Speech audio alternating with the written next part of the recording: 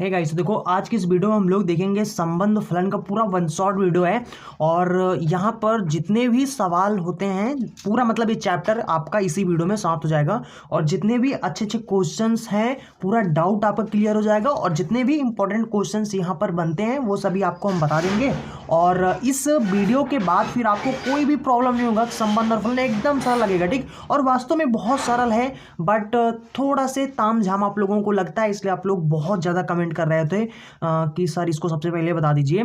तो काफ़ी ज़्यादा कमेंट्स आ चुके थे कि इसमें बहुत कन्फ्यूजन होता है, इसको पढ़ा दीजिए। इसलिए मैंने कहा कि चलो वन शॉट वीडियो में पूरा आपका समाप्त कर देते हैं और जितना भी है पूरा एकदम इजी तरीके से आपको बताएंगे। आई थिंक इस वीडियो के बाद आपका कोई भी डाउट नहीं रह जाएगा, ठीक। देखो बस आप इसको ध्यान से देखना और जैसे जैसे हम बता रहे हैं बस वैसे वैसे करना, बहुत इजी आपको लगेगा, ठीक। देखो सबसे पहले समझ लेते हैं कि संबंध और फलन में हमें पढ़ना क्या क्या है ना, फिर उसके बाद फिर यहाँ पर हम लोग इनका कॉन्सेप्ट समझते हैं, ठीक। देखो संबंध में आपको ज़्यादा नहीं पढ़ना है क्योंकि यहाँ पर बहुत कुछ टॉपिक जो है यहाँ पर कट चुके हैं। जो बचा हुआ है वो आपको हम बता देते हैं, ठीक। देखो यहाँ पर आपको एक तो तीन तरह के संबंध, देखो संबंध अलग टॉपिक आपको पढ़ना है और फलन अलग टॉपिक पढ़ना है, ठीक। संबंध में आपको एक तो पढ़ना है कि स्वातुल्य संबंध क्या होता है, ठीक। स्वातुल्य संबंध पढ़ना है। और दूसरा चीज यहाँ पर आपको पढ़ना है सममित संबंध क्या होता है, ठीक। बस इतना थोड़ा थोड़ा यहाँ पर आपको समझ लेना है।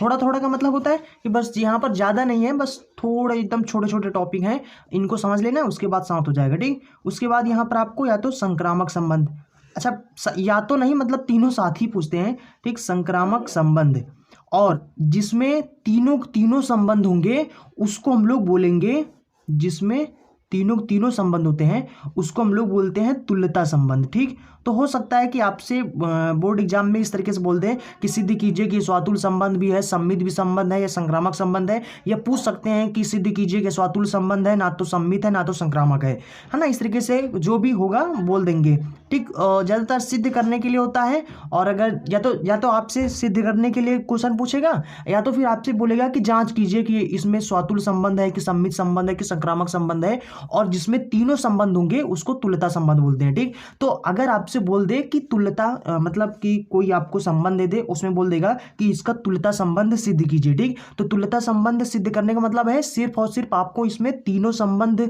दिखा देना है। और जिसमें अगर तीनों संबंध होंगे तो बोल देना अतः ये यानी तुल्यता संबंध है, ठीक। इसमें यानी इनके बीच में तुल्यता संबंध है, ठीक। तो आई थिंक आप इतना समझ गए होंगे। बस आपको संबंध वाले टॉपिक में बस इतना ही चीजें पढ़ना है, इतने से ही आपके बोर्ड एग्जाम में आएंगे। बाकी जो भी और संबंध थे वो आपके पूरे कट चुके हैं, बस आपको इसमें इतना ही पढ़ना है, ठीक। और फलन में जो आपको पढ़ना है यहाँ पर भी आपका बहुत कुछ कर चुका है। सिर्फ और सिर्फ यहाँ पर वैसे तो बहुत ज़्यादा टॉपिक थे अभी तक, लेकिन 30% में जब से कटा हुआ है तो इसमें आपसे एक तो पूछेगा एकाकी, बहुत इंपॉर्टेंट है, बस यहीं से क्वेश्चन बनेगा। या तो आपसे एकाकी पूछ लेगा और दूसरा आपसे यहाँ पर पूछता है आच्छादक, ठीक। बस यहीं से क्वेश्चन बनेगा आपका, यहीं से पूछता है। इसके अलावा आपसे क्वेश्चन नहीं पूछेगा क्योंकि और जो भी हैं वो कट चुके हैं, ठीक। अब एकाकी देखो, अगर कोई भी फलन हमारा या तो एकाकी होगा, अगर जो फलन हमारा एकाकी नहीं होगा उसी को हम लोग बोल देंगे कि यानी कि अगर एकाकी नहीं है तो वो बहुवियोग होगा, ठीक। या तो एकाकी होगा या तो बहुवियोग होगा, तो इसमें बहुवियोग भी आपको देख लेना है। उसके बाद या तो अगर आच्छादक है या तो आच्छादक है तो है संबंध मतलब फलन, अगर आपका आच्छादक फलन है तो है, अगर नहीं है तो उसी को हम लोग बोल देते हैं कि ये अंतःक्षेपी है, ठीक। तो बस इतना ही पढ़ना है आपको। एकाकी समझना है, आच्छादक क्या होता है, एकाकी समझ गए तो बहुवियोग समझ जाओगे, आच्छादक समझ गया तो अंतःक्षेपी समझ जाओगे, ठीक। और बस इतना ही, ज़्यादातर ये बहुवियोग आपसे बस इतना ही क्वेश्चन पूछेंगे कि सिद्ध करो कि एकाकी संबंध, और यहाँ से एक क्वेश्चन आता जरूर है, ठीक। तो ये इंपॉर्टेंट है, इसको बहुत अच्छे से फलन में समझ लेना और मैं आपको बहुत अच्छे से समझा भी दूंगा, ठीक। इसका टेंशन आप लोग बिल्कुल भी ना लें, ठीक। देखो एकाकी और आच्छादक, चलो ठीक है। अब हम लोग यहाँ पर सबसे पहले कुछ समझ लेते हैं कि यहाँ पर सबसे पहले संबंध पढ़ते हैं फिर फलन पढ़ते हैं, ठीक है ना। तो संबंध में सबसे पहले हम लोग समझते हैं कि स्वातुल्य संबंध क्या होता है, ठीक। स्वातुल्य संबंध क्या होता है, देखो स्वातुल्य संबंध, वैसे तो स्वातुल्य संबंध क्या होता है इस पर है ना, इसने पूरा टॉपिक मैंने एक वीडियो में समझा रखा है। अगर आप और ज़्यादा डिटेल में और अच्छी कहानी, पूरा मैंने कहानी बना के आपको समझाया है, गाना वगैरह बना के ना बहुत अच्छे से समझाया है, ठीक अच्छे से। और अगर आप उसको देखना चाहते हैं, वो वीडियो देखना चाहते हैं, तो लिंक डिस्क्रिप्शन बॉक्स में मिल जाएगा, वहां से जाना और उस वीडियो को देख लेना। ठीक, अच्छे से मैंने वहां पर समझा रखा है। ठीक, अब यहाँ पर मैं आपको सीधा डायरेक्ट समझा दे रहा हूँ। ठीक, और उसके बाद फिर मतलब यहाँ पर कहानी वगैरह आपको नहीं बताएंगे और ऐसे हम आपको समझा दे रहे हैं। ठीक, बाकी कहानियां वगैरह अगर देखकर समझना है तो वहां पर जाकर समझ लेना। ठीक, देखो इसमें सबसे पहले स्वातुल्य संबंध, देखो स्वा का मतलब होता है स्वयं, तुल्य मतलब होता है तुलना। जब स्वयं से तुलना किया जाए और फिर इस प्रकार से तुलना अगर संबंध हो तो उसको हम लोग स्वातुल्य संबंध बोलते हैं। ठीक, तो यानी कि अगर ए का रिलेशन ए के साथ है, ठीक, जिस संबंध के अंदर खुद का रिलेशन खुद के साथ है उसको हम लोग बोलेंगे स्वातुल्य संबंध है। ठीक, अगर जैसे कि मान लो हमने कोई भी समुच्चय में से, मतलब आपको एक समुच्चय दे दिया जाएगा। ठीक, समुच्चय का मतलब होता है कुछ भी, समुच्चय को इंग्लिश में बोलते हैं सेट, और सेट का मतलब समझ रहे हो ना, जैसे कि 3-4 किताब लाकर एक सेट बना दें हम वहाँ पर, मतलब 3-4 किताबों को आराम से यहाँ पर ला के रख दें लाइन से, तो बस हो गया, किताबों का सेट बन गया। ठीक, उसी तरीके से समुच्चय होता है, सेट मतलब है ना समुच्चय। इस तरीके से जैसे कि मान लो आपसे बोल दिया जाए कि 1 2 3 4 5 है ना, मान लो 4 ही तक ये समुच्चय दे दिया गया, 1 से 4 तक समुच्चय दे दिया गया है। अब आपसे बोल रहे हैं कि यहाँ पर स्वातुल्य संबंध बताओ, अगर एक का रिलेशन यानी खुद का रिलेशन खुद के साथ है। ठीक, एक का रिलेशन एक के साथ, देखो अगर देखो यहाँ पर चाहे आप इसको ऐसे लिखो या फिर लिख दो एक का रिलेशन एक के साथ, ऐसे मतलब इसको लिखा जाता है। ठीक, यानी इसका मतलब क्या हुआ, इसका मतलब हुआ कि एक यहाँ पर अगर देखो अगर ए आर बी ऐसे लिख दें, इसका मतलब हुआ कि एक का रिलेशन बी के साथ है। ठीक, और इस तरीके से अगर हम बी आर ए लिख दें तो इसका मतलब हुआ एक बी का रिलेशन ए के साथ है। समझ लो, ये या तो आप इस तरीके से लिखो या फिर इसी चीज को आप ऐसे लिख सकते हो, B comma A belong to R, इसका भी वही मतलब हुआ कि ए का रिलेशन बी के साथ है। ठीक, देखो ये जो तरीका है ना, लिखने का तरीका है, इसमें ना यही कंफ्यूजन लगता है आप लोगों को। अगर आप लोग इसको समझ गए ना, इसलिए मैं आपको एकदम ध्यान से इसको एकदम बेसिक से बता रहा हूँ कि आप लोग बस इसको समझ जाओ, ये जो लिखा रहता है ना, इनके लिखने का तरीका और क्वेश्चन को समझना सीख जाओ। ठीक, उसके बाद तो आप बिल्कुल समझ जाओगे। तो इसको समझ जाओ कि अगर कहीं पर लिखा है कि बी कामा ए और बिलोंग टू आर, इसको बिलोंग टू बोलते हैं। ठीक, बिलोंग टू आर लिखा है तो इसका मतलब हुआ आर मतलब रिलेशन। ठीक, तो यानी ए का रिलेशन बी के साथ, यानी बी का रिलेशन ए के साथ है। ठीक, ए का रिलेशन, इसी को देखो, इसको हम लोग लिखेंगे ए कामा बी बिलोंग टू आर। तो आपके पास दो तरीके हैं, चाहे आप इस तरीके से लिखें चाहे आप इस तरीके से लिखें, दोनों का वही मतलब होता है कि ए का रिलेशन बी के साथ है, इसका भी मतलब हुआ ए का रिलेशन बी के साथ है। ठीक, तो अगर कहीं पर ऐसे लिखा है तो समझ जाओ कि हम रिलेशन को बता रहे हैं। ठीक, अच्छा, अगर जैसे कि मान लो कि यहाँ पर देखो ये है। ठीक, ए का रिलेशन ए के साथ है, ए कामा बी का मतलब हुआ ए का रिलेशन ए के साथ है। ठीक, अगर इस तरीके से है तो हम लोग बोलेंगे कि हाँ स्वातुल्य संबंध है। और यहाँ पर स्वातुल्य संबंध में जितने भी अवयव हैं, देखो ये जो समुच्चय पूरा दिया गया है, ये सब क्या है, इस समुच्चय के अंदर कामा कामा लगा के जो देते हैं इसको हम लोग अवयव बोलते हैं। ठीक, अवयव का मतलब समझ गए ना, ये एक क्या है अवयव है, दो भी क्या है अवयव है, तीन भी क्या है अवयव है, ये भी क्या है ये अवयव है। इस समुच्चय के अवयव, अगर हम कहीं पर बोले कि इस समुच्चय का अवयव बताओ, अवयव ये है अवयव वो है, तो अवयव का मतलब समझ रहे हो ना, अलग अलग ये जो है ना इनको अवयव बोलते हैं, नाम इनका अवयव है। ठीक, तो अवयव का मतलब यहाँ पर ये अवयव ऐसे लिखते हैं। ठीक, अवयव ये, ठीक, इनको हम अवयव बोलते हैं। तो इस ये जब अगर कभी बोले मतलब कंफ्यूज मत हो ना, बस ये बता रहे हैं। और उसके बाद देखो, यानी कि यहाँ पर अगर कोई भी समुच्चय दिया गया है तो उसके प्रत्येक अवयव का खुद के साथ रिलेशन होना चाहिए। ठीक, जैसे कि मान लो कि हमने यहाँ पर एक सवाल चलो बना लेते हैं। ठीक, देखो जैसे एग्जाम्पल में यहाँ पर एक समुच्चय हमने दे दिया और समुच्चय जो भी लिखे जाते हैं अवयव उनको आपको मंझला ब्रैकेट के अंदर ही लिखना है, नहीं तो बड़ा छोटा नहीं बना सकते, मंझला की ब्रैकेट के अंदर ही इनको लिखा जाता है। ठीक, मान लो 3 तक है। ठीक, अब यहाँ पर कोई आपका रिलेशन दे दिया गया है, सवाल में मान लेते हैं कोई भी रिलेशन दे दिया गया है, जैसे कि ए कामा ए दे दिया गया है। ठीक, 2 कामा 2 दे दिया गया है, 2 कामा मान लो 3 दे दिया गया है, उसके बाद 2 कामा 2 दिया गया है, उसके बाद 2 कामा 4 दे दिया गया है। ठीक, अब आपसे पूछ रहे हैं कि बताओ, मतलब कि यहाँ पर कह रहे हैं कि ये जो रिलेशन दिया गया है, इन समुच्चय के अवयवों का जो रिलेशन दिया गया है, अवयवों का जो रिलेशन मतलब दिया गया है, तो क्या ये स्वातुल्य संबंध है? अगर आपसे पूछ लें क्या ये स्वातुल्य संबंध है ये, ठीक, तो अगर हम लोग देखें, देखो प्रत्येक अवयव को जो भी समुच्चय दिए गए हैं इनके प्रत्येक अवयव का खुद के साथ मतलब रिलेशन होना चाहिए, तभी वो स्वातुल्य संबंध है। देखो एक का रिलेशन एक के साथ है, और यहाँ पर फिर हम लोग देखते हैं 2 का रिलेशन 2 के साथ है। अब देखो 3 का रिलेशन 3 के साथ है, यहाँ पर कहीं पर मिल ही नहीं रहा, ठीक। तो अतः हम लोग बोलेंगे कि स्वातुल्य संबंध नहीं है। समझ रहे हो ना, भले दो लोगों का है लेकिन प्रत्येक अवयव का रिलेशन होना चाहिए। जितने भी आनी समुच्चय दिए गए हैं उनमें जितने भी अवयव हैं उन सभी का खुद के साथ रिलेशन होना चाहिए, ठीक। देखो एक का रिलेशन एक के साथ है, ठीक है, दो का रिलेशन दो के साथ है। अगर यहीं पे तीन का रिलेशन तीन के साथ दे देते तब तो ये स्वातुल्य संबंध हो जाता, लेकिन तीन का रिलेशन तीन के साथ नहीं है, यानी इसके प्रत्येक अवयव का खुद के साथ खुद का रिलेशन नहीं है, इस वजह से ये स्वातुल्य संबंध नहीं है। अगर ऐसा दे देते तो होता। समझ रहे हो।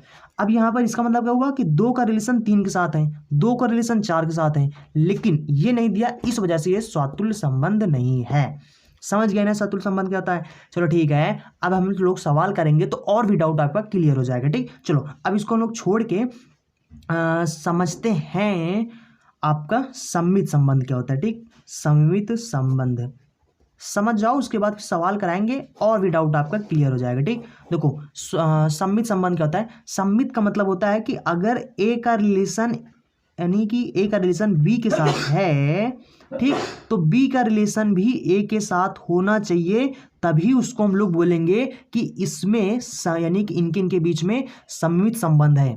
तो सममित संबंध होने का जो कंडीशन है वो क्या है कि अगर ए का रिलेशन कोई भी ए और बी क्या है, अवयव है, ठीक, जो भी समुच्चय दिया हो उन समुच्चय का ए और बी क्या होता है, अवयव होता है। तो यहाँ पर अगर कोई भी अवयव ले लो, मान लो समुच्चय दिया गया है, ठीक, मान लो यही, चलो एक ही एग्जाम्पल लेके अभी समझते हैं, फिर उसके बाद सवाल लगाएंगे तो भी समझेंगे, ठीक। देखो 1 से 3 तक समुच्चय दिया गया मान लो, ठीक। अब यहाँ पर हम कोई भी यहाँ पर इनके कोई भी देखो सममित संबंध बताने के लिए हमें दो अवयव इसके लेना पड़ेगा, ठीक। कोई भी दो अवयव इसमें से उठा लो, तीन है, तीन में से कोई भी दो अवयव उठा लो, मान लो हम 1 और 2 को उठा लेते हैं, ठीक। अब यहाँ पर देखो कि इनके बीच में देखो अभी तो सिर्फ समुच्चय हम दे रहे हैं, इनके बीच में कुछ ना कुछ रिलेशन आपको दे दिया जाएगा, कुछ ना कुछ बता दिया जाएगा कि इनके बीच में इस प्रकार का रिलेशन है, तब आपको यहाँ पर बताना पड़ेगा कि सममित संबंध है कि नहीं है, ठीक। अभी पूरा डाउट क्लियर हो जाएगा, बस इतना समझो कि अगर ए का रिलेशन बी के साथ है तो बी का रिलेशन भी ए के साथ होना चाहिए। अगर इसका रिलेशन इसके साथ है तो इसका रिलेशन भी इसके साथ होना चाहिए, तभी उसको हम लोग सममित संबंध बोलते हैं, अन्यथा वो सममित संबंध नहीं होता है। जहाँ पर ये कंडीशन फॉलो करता है वहाँ पर होता है, और जहाँ पर नहीं फॉलो करता है कंडीशन वहाँ पर ये सममित संबंध नहीं होता है, ठीक। क्वेश्चन सॉल्व करेंगे, मजा आ जाएगा, ठीक। देखो अब यहाँ पर हम लोग समझते हैं संक्रामक संबंध कब होता है, और भी अच्छे से कहानी टाइप में पूरा मैंने समझा रखा है, ठीक। तो अगर आप देखना चाहते हैं तो जाकर उस वीडियो को भी देख सकते हैं। देखो अब संक्रामक संबंध में क्या होता है कि अगर ए का रिलेशन बी के साथ है और बी का रिलेशन किसी तीसरे के साथ है, यानी बी का रिलेशन अगर सी के साथ है, कोई तीसरा मान लेते हैं सी है, तो ये जरूरी है कि अगर, ठीक, अगर ए का रिलेशन, तब अगर ये दोनों हैं, ए का रिलेशन जैसे बी के साथ है और बी का रिलेशन किसी तीसरे के साथ है, ठीक, तो ये जरूरी है कि ए का रिलेशन सी के साथ होना चाहिए, तभी वो संक्रामक संबंध होगा। ए का रिलेशन सी के साथ होना चाहिए, तो उसी को हम लोग बोलेंगे संक्रामक संबंध है, अन्यथा नहीं है। तो संक्रामक संबंध होने की कंडीशन क्या होता है कि अगर ए का रिलेशन बी के साथ है और बी का रिलेशन सी के साथ है, तो ए का रिलेशन अगर यानी पहला वाला अगर आखिरी वाले के साथ रिलेशन है, तभी उसको हम लोग बोलेंगे कि संक्रामक संबंध है, नहीं तो नहीं है।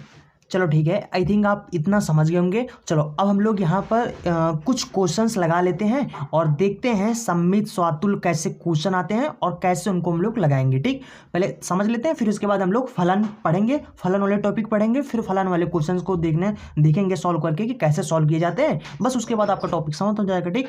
चलो ठीक है, तो देखो सबसे पहले हम लोग ना एकदम छोटे छोटे सवाल करते हैं, ताकि आपको सबसे पहले यहाँ पर पहाड़ ना लगे, ठीक। बहुत आसान है, ठीक, बहुत इजी है। पहले मैं इजी क्वेश्चंस आपको बता देता हूँ, फिर उसके बाद हम लोग हार्ड क्वेश्चन भी लेंगे, ठीक। तो देखो अब यहाँ पर कहते हैं कि सिद्ध कीजिए कि समुच्चय, ये देखो समुच्चय दे दिया गया ना, ये समुच्चय दिया गया, कहते हैं इस समुच्चय में जो रिलेशन है वो ये रिलेशन दे दिए गए हैं, ठीक। इनके द्वारा जो प्रदत्त संबंध हमारा है वो सममित संबंध है किंतु ना तो स्वातुल है और ना ही संक्रामक है। यह आपको सिद्ध करना है कि सममित है, ना तो स्वातुल है और संक्रामक भी नहीं है। ठीक, तो यहाँ पर जो भी रिलेशन दिया गया है, ठीक, पहले इनका हम लोग समुच्चय लिख लेते हैं, जो भी समुच्चय हमारा दिया गया है। ठीक, तो समुच्चय यहाँ पर जो ए दिया गया है वो क्या दिया गया है, 1 2 3 दे दिया गया है। ठीक, और यहाँ इनके बीच में रिलेशन जो दिया गया है वो दिया गया है कि 2 का रिलेशन 1 के साथ है और 1 का रिलेशन 2 के साथ है। ठीक, बस इतना ही, 2 ही रिलेशन दिए गए हैं। अब यहाँ पर कहते हैं चेक करके बताओ। तो देखो यहाँ पर सबसे पहले स्वातुल अगर हम संबंध देखते हैं, ठीक, पहले स्वातुल देखते हैं कि स्वातुल में क्या होता है। स्वातुल में ये होता है कि अगर ए का रिलेशन ए के साथ है तो हम लोग उसको बोलेंगे कि स्वातुल संबंध है। अब यहाँ पर पहला अवयव देखते हैं, पहला अवयव क्या है हमारा, 1 है। 1 को मान ले उठा लेते हैं और देखते हैं 1 का रिलेशन 1 के साथ क्या है। यहाँ पर जो संबंध दिया गया है इस संबंध में 1 का रिलेशन 1 के साथ है, नहीं है। इसमें जो संबंध दिए गए हैं क्या खुद का रिलेशन खुद के साथ है, नहीं है भाई, ये भी नहीं है। और यहाँ पर दूसरा उठाते हैं, मान लो दूसरा मिल जाए, ठीक, ये भी नहीं है। तीसरा उठाते हैं, 3 का संबंध 3 के साथ होना चाहिए, ठीक, ये भी हमारा नहीं मिल रहा। इसमें मिल रहा कहीं पर नहीं मिल रहा ना, इसका मतलब कि स्वातुल्य संबंध नहीं है। ठीक, अतः हम लोग बोल देंगे कि स्वातुल्य संबंध नहीं है। ठीक, और सम्मित में देखते हैं, सम्मित में कंडीशन क्या होता है। सम्मित में कंडीशन ये होता है, सम्मित देखो सम्मित संबंध कब होता है, सम्मित संबंध में होता है कि अगर ए का रिलेशन बी के साथ है तो, और अगर बी का रिलेशन ए के साथ है तो उसको हम लोग बोल देंगे कि हाँ सम्मित संबंध है।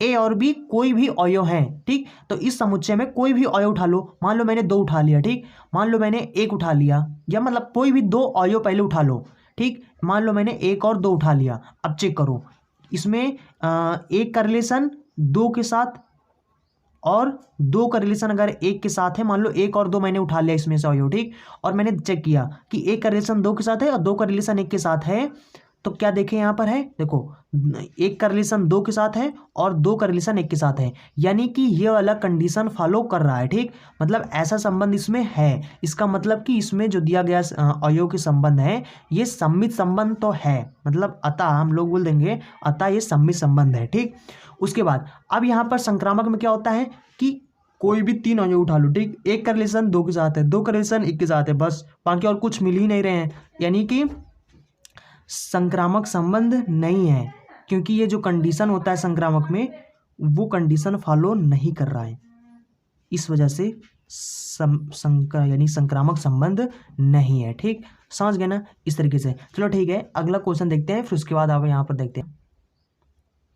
देखो अगला क्वेश्चन है कि मान लीजिए कि समुच्चय, ये समुच्चय 1 से 4 तक दिए गए हैं, इनमें ये रिलेशन दिया गया है और कहते हैं इनके द्वारा परिभाषित संबंध आ रहे हैं, तो निम्नलिखित में से सही का उत्तर दिए, यानी बहुविकल्पी क्वेश्चन है, इंपॉर्टेंट क्वेश्चन है। ठीक, तो यहाँ पर कहते हैं कि इसमें देखो रिलेशन जो दिया गया है, पहले ऐसे ही चेक करके सीधा बता दो। ठीक, देखो एक यहाँ पर जितने भी अवयव हैं, देखो 1 का रिलेशन 2 के साथ है, तो यहाँ पर हम 2 का रिलेशन 1 के साथ ढूंढें। अगर 1 का रिलेशन 2 के साथ है तो 2 का रिलेशन भी 1 के साथ होना चाहिए, तो यानी संक्रामक संबंध होगा। पहली बात देखो 1 का रिलेशन 1 के साथ है और दूसरा क्या अवयव हमारा 2 का रिलेशन भी 2 के साथ है, तीसरा क्या हमारा 3 है, 3 का रिलेशन भी 3 के साथ है, और एक और अवयव है हमारा 4 का रिलेशन 4 के साथ है, यानी कि जितने भी अवयव हैं उनका खुद के साथ खुद का रिलेशन है, इसका मतलब कि ये स्वातुल्य संबंध है, तो स्वातुल्य तो है हमारा। अब संक्रामक चेक करते हैं, 1 का रिलेशन 2 के साथ है, अगर 2 का रिलेशन 1 के साथ मिल जाए कहीं पर तो इसका मतलब कि ये यानी सम्मित संबंध भी है, लेकिन यहाँ कहीं पर हमें दिख नहीं रहा है, नहीं दिख रहा है, इसका मतलब ये सम्मित संबंध नहीं है। ठीक, तीसरा नंबर देखते हैं, 1 का रिलेशन 2 के साथ है, 2 का फिर उसके बाद नहीं मिल रहा। देखो यहाँ पर क्या है, 1 का रिलेशन 3 के साथ है और फिर 3 का रिलेशन किसी दूसरे के साथ होना चाहिए, तो 3 का रिलेशन देखो दूसरा क्या हमारा, मतलब 3 का रिलेशन 2 के साथ है, मतलब देखो ना अलग अलग संख्या है। मान लो हमने उठा लिया इन समुच्चय में से कोई भी अवयव उठा सकते हो, तो मान लो मैंने 1 और 3 अवयव उठा लिया है जो कि हमें मिला है ए से, यानी ए समुच्चय से मिला है। ठीक, मान लो इसको समुच्चय ए है।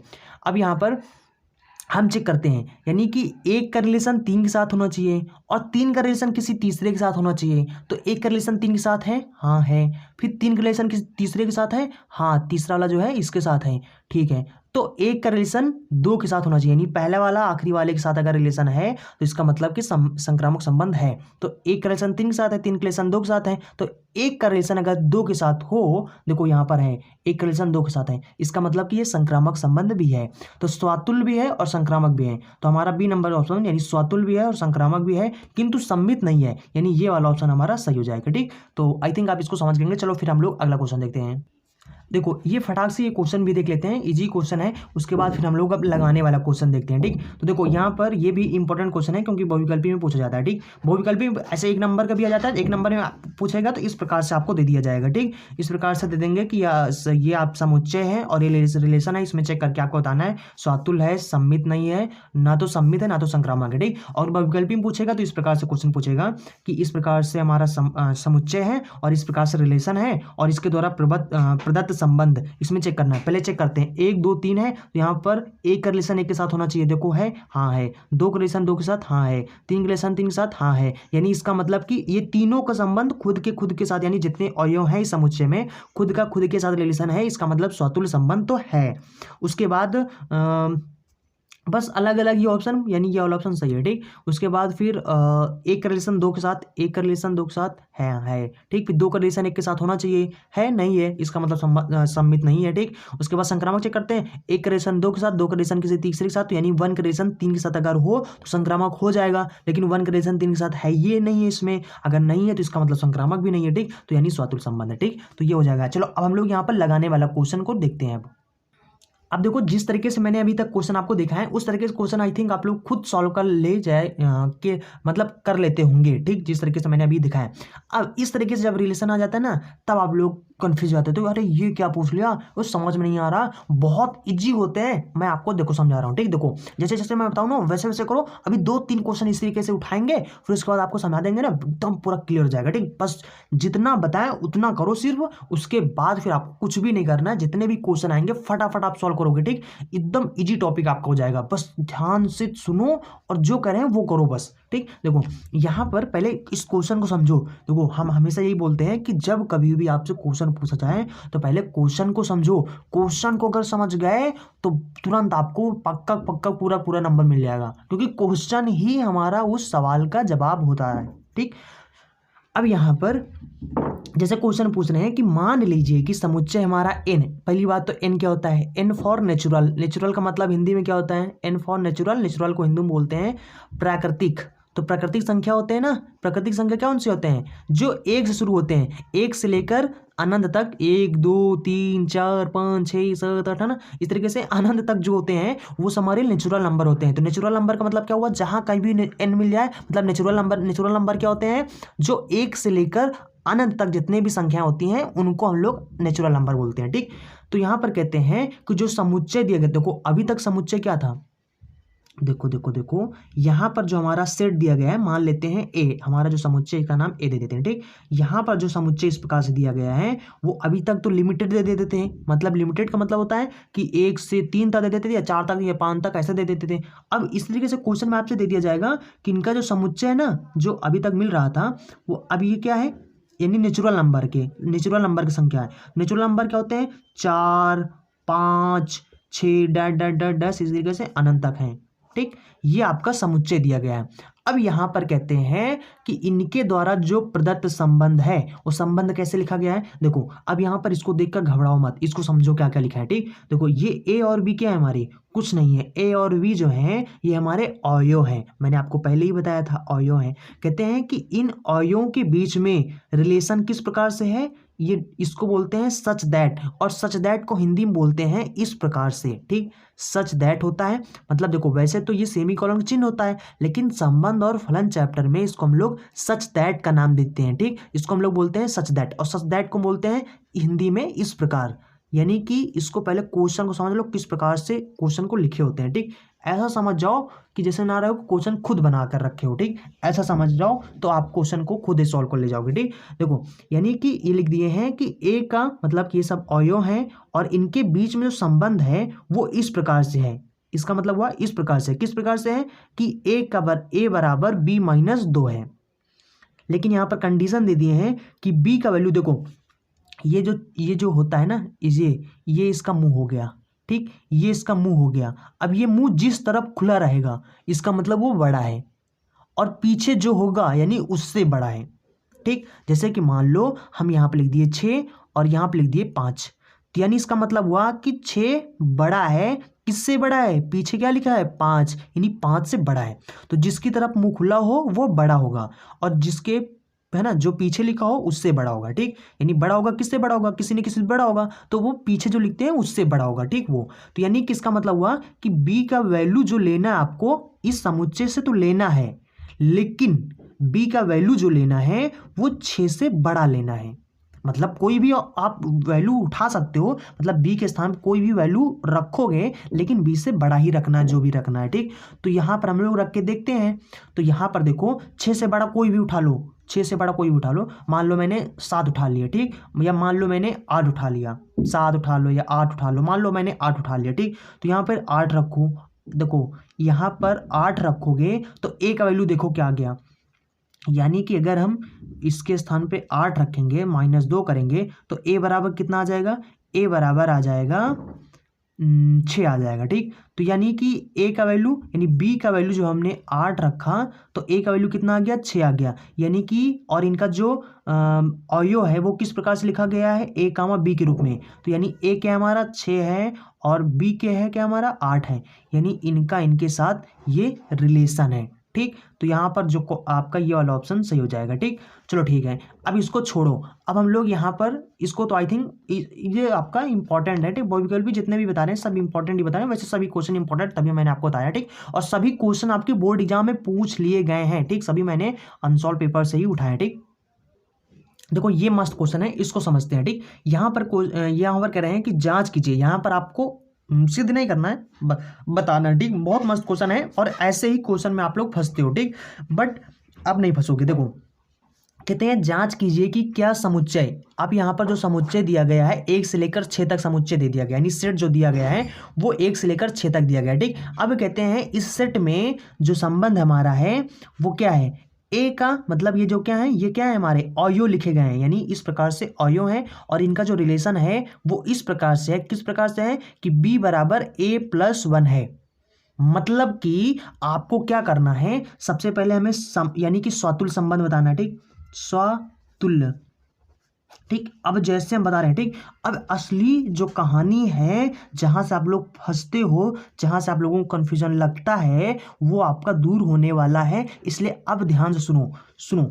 यहाँ पर स्वातुल्य संबंध कैसे पहले इसमें दिखाओगे, क्योंकि यहाँ पर हमें चेक करना है। कैसे चेक करोगे, या फिर जैसे चेक करोगे वैसे सिद्धि भी करना है। ठीक, तो यहाँ पर कैसे चेक या सिद्ध करोगे, देखो यहाँ पर हमारा ये तो पता है कि स्वातुल्य संबंध में क्या होता है, कोई सा भी आप जो समुच्चय दिए होते हैं, है ना, मान लो ए बराबर हमने मान लिया कि सेट हमारा 1 2 3 4 5 6 इस प्रकार से दिया गया। ठीक, अब यहाँ पर आपको पता है कि स्वातुल्य संबंध में क्या होता है कि कोई भी अवयव हो, अगर उसका खुद के साथ रिलेशन अगर है तो उसको हम लोग तभी स्वातुल्य संबंध होगा। चलो उठा के इसमें कोई भी अवयव इसमें उठा के चेक कर लो। हम देखो यहाँ पर आपको क्या करना है, जब आपको स्वातुल्य संबंध दिखाना हो, जब आपको स्वातुल्य संबंध यानी दिखाना हो तो आपको कोई भी इसमें से एक अवयव उठा लेना है। ठीक, और उसको ए और बी के दोनों के स्थान पर रख देना है। उसके बाद फिर जो रिलेशन दिया गया है अगर वो सही है, सही रिलेशन अगर है, फॉलो करता है, जो रिलेशन दिया गया अगर वो रिलेशन फॉलो करता है तो इसका मतलब कि उसके अंदर वो स्वातुल्य संबंध है। एक अवयव को उठाना है, स्वातुल्य जब दिखाना हो तो एक अवयव, किसी भी एक अवयव उठा लो, चाहे 1 उठा लो, 2 उठा लो, 3 उठा लो, सबको उठा के चेक कर सकते हो। ठीक, अगर एक नहीं होगा तो फिर कोई भी नहीं होगा। ठीक, इसमें से कोई एक उठा लो, अगर मान लो एक का हो गया तो 2 के साथ चेक कर लेना, फिर 3 के साथ चेक कर लेना। अगर पहला ही उठाओ और कोई एक उठा लो, और अगर पहला ही अगर वो संबंध नहीं दिखा रहा है, यानी सही नहीं दिखा रहा, कंडीशन जो संबंध दिया गया है अगर वो सही नहीं है तो इसका मतलब कि वो संबंध है ये नहीं। ठीक, तो ठीक है, हम एक उठाएंगे, कोई भी एक उठा लो, हमने मान लो एक उठा लिया। ठीक, अब एक को जो उठाया मैंने वो क्या उठाया, ए और बी दोनों के स्थान पर रखो, संबंध इनका जो रिलेशन है ठीक वो इस प्रकार से दिया है a+1। यहाँ पे हमने 1 रखा और यहाँ पर भी हमने 1 रखा और प्लस में 1 लिखा, 1 लिखा, 1 बराबर 2 कर दिया। अब क्या बताओ कि 1 क्या 2 के बराबर होता है, नहीं होता भाई। अगर नहीं होता तो यानी कि एक का रिलेशन एक के साथ नहीं है। अगर एक का रिलेशन एक के साथ नहीं है तो बाकी चाहे अवयव का रिलेशन खुद के साथ खुद हो भी, तब भी तो ये स्वातुल्य संबंध नहीं होगा, क्योंकि सब अवयव का खुद के साथ होना चाहिए। बाकी और भी चेक कर सकते हो। ठीक, तो यहाँ पर क्या करना है, आपको चेक करना है, जांच करना है। ठीक, तो यहाँ पर मान लो 2 उठा लिया मैंने, 2 उठा के, क्योंकि खुद के साथ रिलेशन दिखाना है तो इसलिए 2 ए और बी यानी इन दोनों के स्थान पर सेम ही होना चाहिए, तभी उनका रिलेशन। ठीक, तो यहाँ पर कहते हैं कि ए का रिलेशन यानी ए का रिलेशन बी के साथ किस प्रकार से है, इस प्रकार से है कि बी बराबर a+1 है। चलो यहाँ पे 2 रखो, यहाँ पे भी 2 रखो, तो मैंने उठा के रखा, 2+1 लिखा, 2 बराबर में 3 कर दिया। क्या दोनों का रिलेशन सही है, मतलब 2 का रिलेशन क्या 3 के साथ है, यानी जो कंडीशन जिस प्रकार से इन्होंने रिलेशन दिया वो रिलेशन यहाँ पर नहीं है। मतलब ये सवाल वाले कह रहे हैं कि भैया हम अवयव बता रहे हैं और उसके बाद समुच्चय बता दिए हैं, अब आपको कुछ नहीं करना है, सिर्फ और सिर्फ चेक करके बता देना है कि क्या स्वातुल्य संबंध है। तो जब स्वातुल्य संबंध दिखाना हो तो खुद के साथ रिलेशन दिखाना होता है। तो यहाँ पर जब हमने खुद के साथ रिलेशन देखा तो इनके बीच में ये जो रिलेशन दिया गया है ये रिलेशन नहीं है। अगर ये रिलेशन नहीं है यानी कि 2 का फिर 2 के साथ रिलेशन नहीं है, इसका मतलब कि हमारा स्वातुल्य संबंध नहीं है। ठीक, तो अब दूसरा हम लोग चेक करते हैं सममित संबंध। ठीक, सममित संबंध, तो सममित संबंध जब भी बताना हो तो आपको जो समुच्चय दिया गया है उस समुच्चय से कोई भी 2 अवयव उठा लेना है, चाहे आपकी जो मर्जी, क्योंकि हमें बस चेक ही तो करना है। तो कोई भी 2 अवयव उठा लो, हम मान लेते हैं 1 और 2 उठा लेते हैं, या अगर आपका मूड है तो 1 और 3 भी उठा सकते हो। ठीक, तो हम लोग यहाँ पर उठा लेते हैं 1 और मान लो 3 उठा लिया। ठीक, तो 1 और 3 उठा लिया, और ये 1 और 3 मिला कहाँ से, ये समुच्चय ए से मिला है। इसका मतलब क्या हुआ, बिलोंग टू ए लिखने का मतलब हुआ कि ये जो 1 और 3 अवयव मिला में ये हमने कहाँ से पाया है, ये मैंने जो ए समुच्चय दिया गया है वहां से पाया। ठीक, अब देखो यहाँ पर हम लोग चेक करते हैं। ठीक, इनका जो सवाल वाले जो संबंध बता रहे हैं, कह रहे हैं कि अगर अवयव हमारा ए कामा बी हो तो इनके बीच में रिलेशन जो है वो किस प्रकार से है, बी बराबर a+1 है। अगर हमारा 1 और 3 देखते हैं, अगर 1 और 3 का रिलेशन है ना, 1 का रिलेशन अगर 3 के साथ है और 3 का रिलेशन अगर 1 के साथ है तो हम लोग बोल देंगे कि हाँ हमारा सममित संबंध है। चेक करो, फिर रखते हैं 1 का रिलेशन पहले 3 के साथ चेक करते हैं। ठीक, क्या है कि नहीं है, तो इसके स्थान पर 1 रखते हैं और इसके स्थान पर भी देखो इसको ए मान लो, इसको बी मान लो कुछ देर के लिए। ठीक, तो यानी कि बी के स्थान पे 3 है तो 3 रखो। ठीक, यहाँ पर 1 है, 1 रखो, प्लस में 1 रखो, 3 बराबर 2, क्या दोनों बराबर हैं, नहीं है। अगर बराबर नहीं है मतलब संबंध तो जो सवाल में दिया गया है उसके अकॉर्डिंग दोनों बराबर होने चाहिए। देखो ना दोनों बराबर हैं तो यानी कि बराबर है, लेकिन यहाँ पर बराबर नहीं, इसका मतलब कि ये 1 का रिलेशन 3 के साथ नहीं है, अतः हम बोल देंगे कि 1 का रिलेशन 3 के साथ नहीं है। ठीक, और इस तरीके से हम लोग जब यही नहीं है तो अब यहाँ पर मान लेते हैं, चेक कर लेते हैं इसको भी, यही नहीं है तो फिर आगे भी नहीं होगा। ठीक, इसको भी चेक कर लेते हैं। तो यहाँ पर 1 रखो बी के स्थान पर और ए के स्थान पर 3 रखो, प्लस में 1, तो 1 बराबर 4 आ गया, ये भी नहीं है, मतलब कि 3 का रिलेशन भी 1 के साथ नहीं है।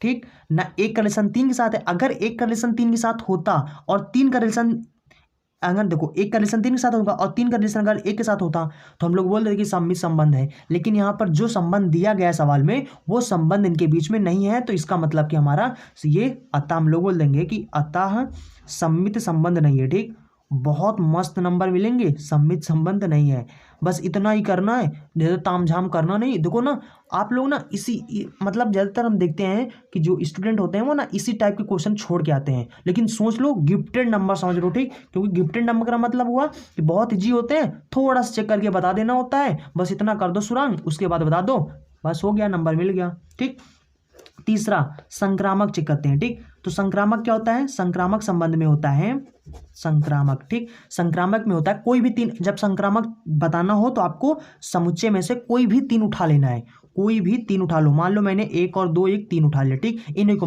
उठा लेते हैं। ठीक, ये मिले कहाँ से, ए से, समुच्चय ए से मिले। ठीक, और यहाँ पर रिलेशन जो है वो इस प्रकार से है। ठीक, उठा के रखो, यानी एक का रिलेशन पहले हम लोग चेक करते हैं कि एक का रिलेशन 2 के साथ है कि नहीं है, ठीक। फिर देखेंगे अगर 2 का रिलेशन 3 के साथ होगा और फिर एक का रिलेशन 3 के साथ चेक करेंगे। अगर ऐसा होगा तभी हमारा ये संक्रामक संबंध होगा। तो पहले चेक करते हैं, इसको ए मान लो, इसको बी मान लो। तो यहाँ पर इसको बी के स्थान पे 2 है, इसके स्थान पे 1 रखना है, प्लस में 1 रखना है, यानी कि 2 का रिलेशन 2 के साथ है, मतलब एक का रिलेशन 2 के साथ है, ठीक है। उसके बाद अब 2 का रिलेशन 3 के साथ देखो, तो 2 यानी कि इसको ए मानो, इसको बी मानो, ठीक। उसके बाद फिर बी के स्थान पे 3 रखना है और इसके स्थान पे हमें क्या लिखना है, इसके स्थान पे हमें 2 रखना है, ठीक, प्लस में 1 रखना है। तो यहाँ पर 2 का रिलेशन है ना, 2 1 3 यानी है, मतलब दोनों बराबर हैं। इसका मतलब कि अतः हम लोग बोल देंगे, यहाँ से बोल देंगे कि एक का रिलेशन 2 के साथ है, ठीक, और यहाँ से बोल देंगे कि 2 का रिलेशन 3 के साथ है। अब चेक कर लो कि एक का रिलेशन क्या 3 के साथ है, तो यहाँ पर रखो, इसको ए मानो, इसको बी मानो। तो यहाँ पर क्या हो जाएगा हमारा, तो यहाँ पर 3 रखो, यहाँ पर कितना रखना है, 1 रखना है, और यहाँ पर 1 रखना, प्लस में 1 लिखा है, प्लस में 1 लिख दो, ठीक। तो 3 बराबर 2 गया, लेकिन देखो एक का रिलेशन 2 के साथ तो है, लेकिन 2 का रिलेशन 3 के साथ तो है, लेकिन फिर यहाँ पर एक का रिलेशन यानी पहला वाला आखिरी वाले के साथ रिलेशन होना चाहिए, बताया था मैंने। अगर पहले वाला आखिरी वाले के साथ रिलेशन है तभी वो संक्रामक संबंध होगा। अगर हम यहाँ पर देखें तो यहाँ पर एक का रिलेशन 3 के साथ नहीं है, अतः हम लोग बोल देंगे कि अतः ये यानी कि मतलब कि आपका संक्रामक भी नहीं है, ठीक, संक्रामक भी नहीं है। तो संक्रामक नहीं है, तो अब लास्ट में आपको लिख देना है कि भैया ना तो स्वातुल्य है ना संक्रामक है, अतः दिया गया संबंध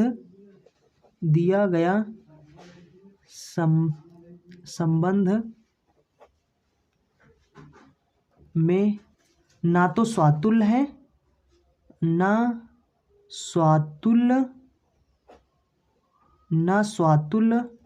न संक्रामक, और ना ही सममित है,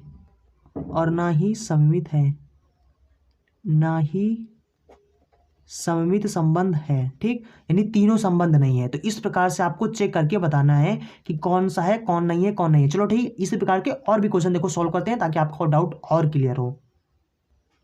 देखो ये आपका क्वेश्चन है, यहाँ पर कहते हैं कि सिद्ध कीजिए कि वास्तविक संख्याओं की समुच्चय, यहाँ पर जो समुच्चय दिया गया है जिसको हम लोग ए मान लेते हैं, मानस समुच्चय हमारा ए है, और यहाँ पर जो समुच्चय दिया गया है वास्तविक संख्या, वास्तविक मतलब आर का मतलब होता है रियल नंबर, और रियल नंबर को हिंदी में बोलते हैं वास्तविक संख्या। और वास्तविक संख्या क्या होते हैं, रियल नंबर क्या होते हैं, जो माइनस इन्फिनाइट से लेकर प्लस इन्फिनाइट तक जितने भी नंबर हैं, ठीक, उनको हम लोग बोल देंगे, यानी माइनस इन्फिनाइट से लेकर जिसमें आपके यानी कि 1/2 भी, 1/2 का मतलब क्या हुआ, 0.5 हो गया, ठीक, मतलब दशमलव वाले भी होंगे, यानी जो बटा, भाई दशमलव होंगे तो यानी बटा भी होंगे, ठीक। तो यानी कहने का मतलब है दशमलव वाले भी हैं और जो प्लस हैं माइनस हैं सब आपके वास्तविक संख्या, यानी माइनस इन्फिनाइट से लेकर प्लस इन्फिनाइट तक जितनी भी संख्या होते हैं उनको हम लोग वास्तविक संख्या बोलते हैं, ठीक।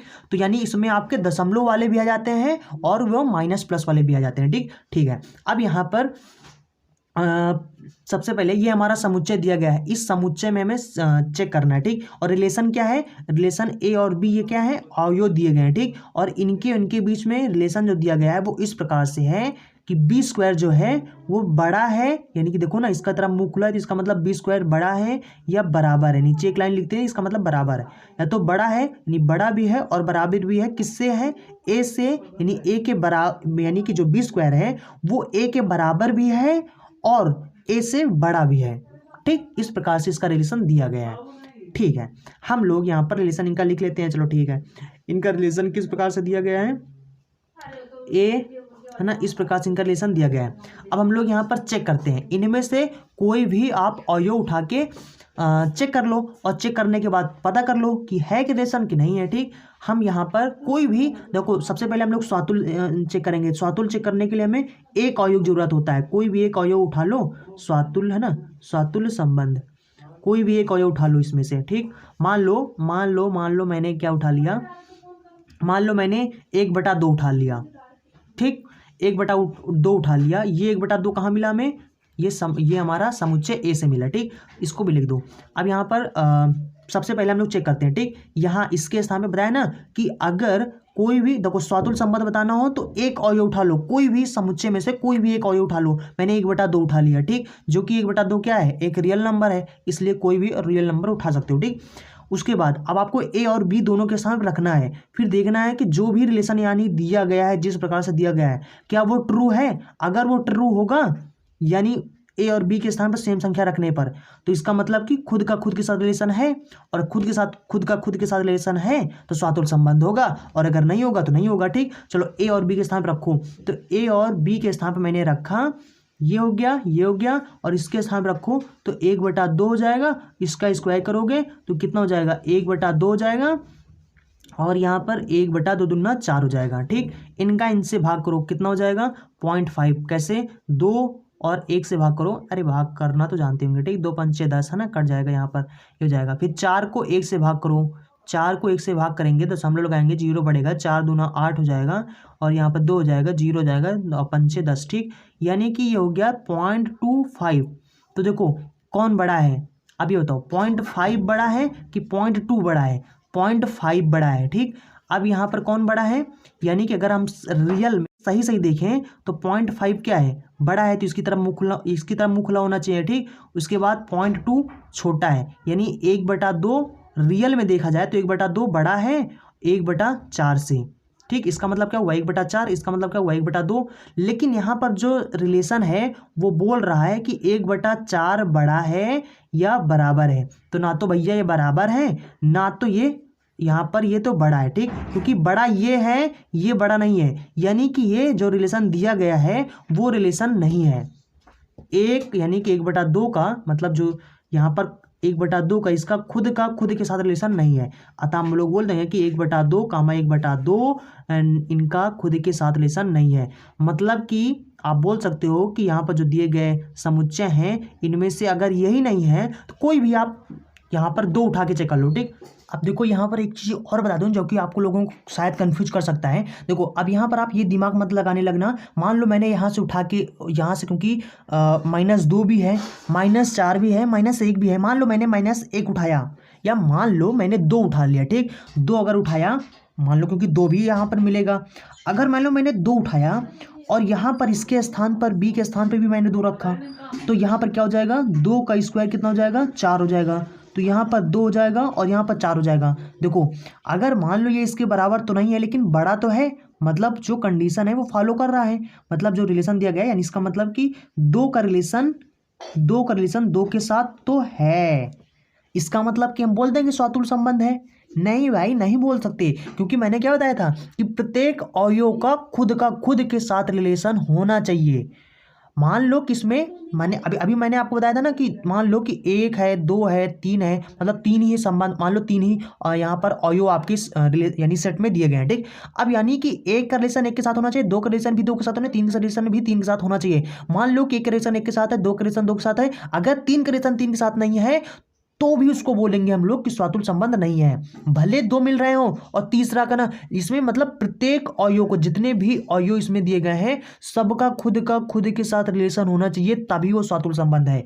अगर यहाँ पर देखें तो 1/2 ये भी तो इसी में मिलेगा, अगर इसके साथ इसका संबंध नहीं है तो फिर इसका मतलब स्वातुल संबंध सबको ये चौपट कर देगा, यानी कि कहेगा कि स्वातुल संबंध है ये नहीं है, ठीक। इसकी रंगबाजी ज्यादा है, ठीक। चलो ठीक है, अब यहाँ पर हम लोग देखते हैं, इनका भले इनके साथ है लेकिन कोई भी एक है जिसका नहीं है, इसका मतलब स्वातुल संबंध नहीं है, ठीक। सबका होना चाहिए, ठीक।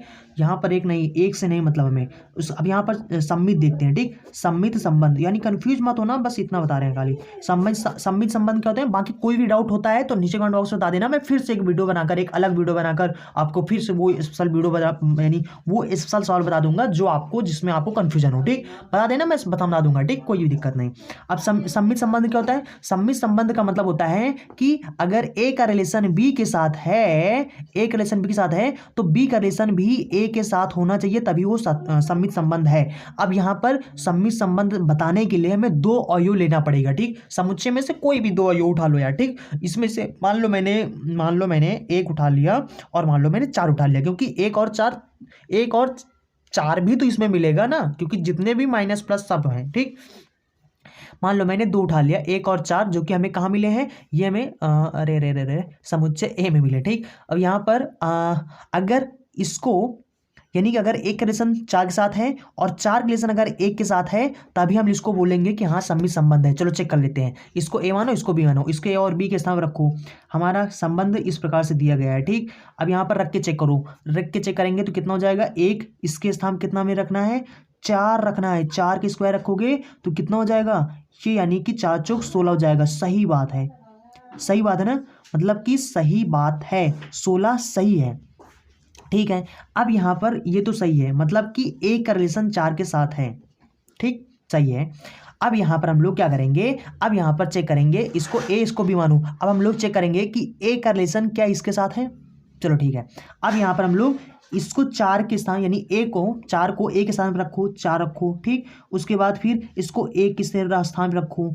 अगर हम लोग देखें तो यहाँ पर क्या आ गया, यह आ गया 4 आ गया, उसके बाद 1 आ गया। अब ये बताओ 4 बड़ा कि ये, यानी कि ये जो रिलेशन बता रहा है, रिलेशन बता रहा है कि 1 बड़ा है ना भैया, 4 बड़ा है, हमें पता है 4 बड़ा है। ठीक, ना तो ये इसके बराबर है ना तो ये इससे बड़ा है। ठीक, यानी कहने का मतलब है ये गलत है, मतलब कि 4 का रिलेशन 1 के साथ नहीं खे। ठीक, मतलब नहीं है। ठीक, तो 1 का रिलेशन 4 के साथ है, कोई बात नहीं, तो 4 का रिलेशन भी 1 के साथ होना चाहिए, उल्टा कर दो और उनके साथ रिलेशन होना चाहिए, तभी वो सम्मित संबंध होगा। अतः हम लोग बोल देंगे कि अतः सममित भी नहीं है, सममित यानी कि संक्रामक सम्मित संबंध नहीं है। ठीक, अब हम लोग यहाँ पर चेक करेंगे संक्रामक संबंध। देखो संक्रामक संबंध में क्या होता है, यहाँ पर आप कोई भी उठा लो, कोई भी 3 उठा लो, मान लो मैंने 1 उठा लिया, 4 उठा लिया और 3 उठा लिया। ठीक, क्योंकि ये भी क्या है, बिलोंग टू ए, मतलब ये हमने ए से उठाया। ठीक, ए समुच्चय जो है वहां से उठाया। अब क्योंकि ये भी क्या है, ये एक मतलब कि एक रियल नंबर है कि नहीं। ठीक, जितने भी होता है ना, इन माइनस इन्फिनाइट से लेकर प्लस इन्फिनाइट के बीच में जितने भी हैं सब को हम रियल नंबर बोलते हैं। ठीक, तो ये भी रियल नंबर है। चलो हम चेक करते हैं यहाँ पर। ठीक, अब यहाँ पर एक का रिलेशन अगर 4 के साथ है तो फिर 4 का रिलेशन किसी तीसरे के साथ है, मान लो किसी दूसरे के साथ है ना, तो मतलब ये इसके साथ है, और फिर एक का रिलेशन 3 के साथ अगर है, एक का रिलेशन 3 के साथ अगर है तो इसको हम लोग बोलेंगे कि हाँ संक्रामक संबंध है। और अगर ऐसा कंडीशन फॉलो हो जाता है, मतलब इसका संबंध इसके साथ, इसका संबंध इसके साथ, इसका संबंध इसके साथ अगर है, तो सीधा बोल देंगे कि हाँ संक्रामक संबंध है, नहीं तो नहीं है। ठीक, चलो चेक करते हैं। ठीक, अब यहाँ पर हमें करना क्या है, जब रिलेशन दिया होता है बस चेक ही तो करना होता है ना, तो सीधा बताना पड़ता है। और यहाँ पर अगर है तो सिद्ध है, नहीं तो नहीं है। ठीक, अब यहाँ पर एक पहले इसको हम लोग ए मान लेते हैं, इसको बी मान लेते हैं। ठीक, तो इसको ए और बी के स्थान पर रखूँ, तो ए के स्थान पर हमें 1 रखना है, बी के स्थान पर हमें 4 रखना है, तो 4 का स्क्वायर हो जाएगा। और देखो यहाँ पर क्या आ गया हमारा, 1 और 4 चौक 16 आ गया। ठीक, अब यहाँ पर अगर हम लोग देखें तो ये जो कंडीशन है वो सही है, यानी कि 1 का रिलेशन 4 के साथ है।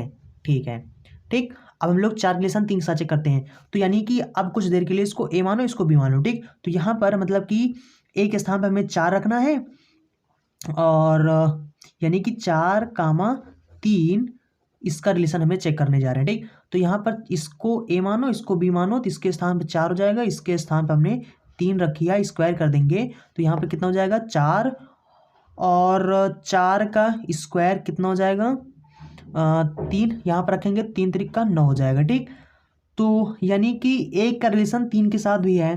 ठीक है, उसके बाद हम लोग चेक करते हैं क्या 1 का रिलेशन 3 के साथ है, तो ए है बी है, तो यहाँ पर कितना हो जाएगा, अगर इसको इसके साथ चेक करें तो यहाँ पर हमारा हो जाएगा 1, इसको ए बी मान लिया ना, इसके स्थान पे 1 रखेंगे और यहाँ पर रखेंगे हम 3, और 3 का स्क्वायर करेंगे तो कितना हो जाएगा, ये 1 हो जाएगा और 9 हो जाएगा। ठीक, अगर हम लोग देखें तो यहाँ पर ये कंडीशन सही बता रहा है, यानी कि इसके अकॉर्डिंग अगर इन तीनों अवयवों को उठा लें हम और चेक कर लें तो संक्रामक संबंध हमारा आता है। और लेकिन हमें सिद्ध क्या करना है, हमें तो सिद्ध करना है कि ये संक्रामक संबंध नहीं है।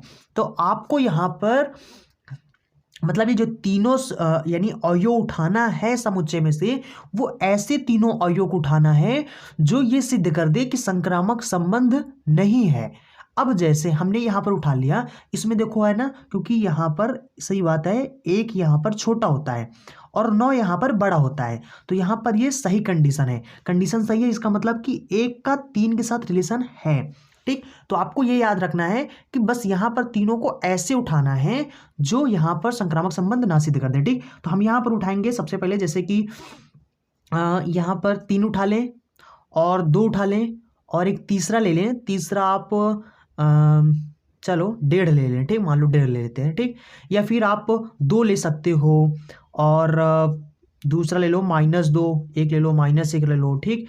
या फिर आप 10 ले सकते हैं, 4 ले सकते हैं, 2 ले सकते हैं। ठीक। इन सबको अगर उठा के रखोगे, क्योंकि ये सब भी क्या है, ये सब भी मतलब रियल नंबर है, क्योंकि ये सब क्या है, ये आपके वास्तविक संख्या है। ठीक। तो अब यहाँ पर देखो, हम मान लेते हैं इसको उठा लेते हैं। ठीक। अब यहाँ पर इसका मतलब हुआ कि एक का रिलेशन है ना, 1 3 कामा 1 कामा 5, ये सब क्या है, ए से हमने उठाया। ठीक। तो अब यहाँ पर हम लोग 3 कामा 2 यानी इसका रिलेशन इसके साथ होना चाहिए, फिर 2 का रिलेशन इसके 1.5 के साथ होना चाहिए, 2 का रिलेशन 1.5 के साथ हो अगर है तो ये जरूरी है, तो ये एंड, यानी ये जरूरी है कि 3 का रिलेशन अगर 1.5 के साथ है, यानी इसके साथ इसका रिलेशन इसके साथ अगर है, तो अगर इसके साथ हुआ, इसका रिलेशन अगर इसके साथ हुआ, तो फिर हम लोग बोल देंगे कि हाँ ये संक्रामक संबंध है। चलो अब चेक करते हैं। ठीक। तो यहां पर ये याद रखना कि आपको यहां पर ऐसा तीनों उठाने हैं, यहां पर आपको तीनों ऐसे उठाने हैं जो इसको यानी कि जो सिद्ध करना है वो सिद्ध हो जाए। ठीक। क्योंकि हमें सिद्ध करना है।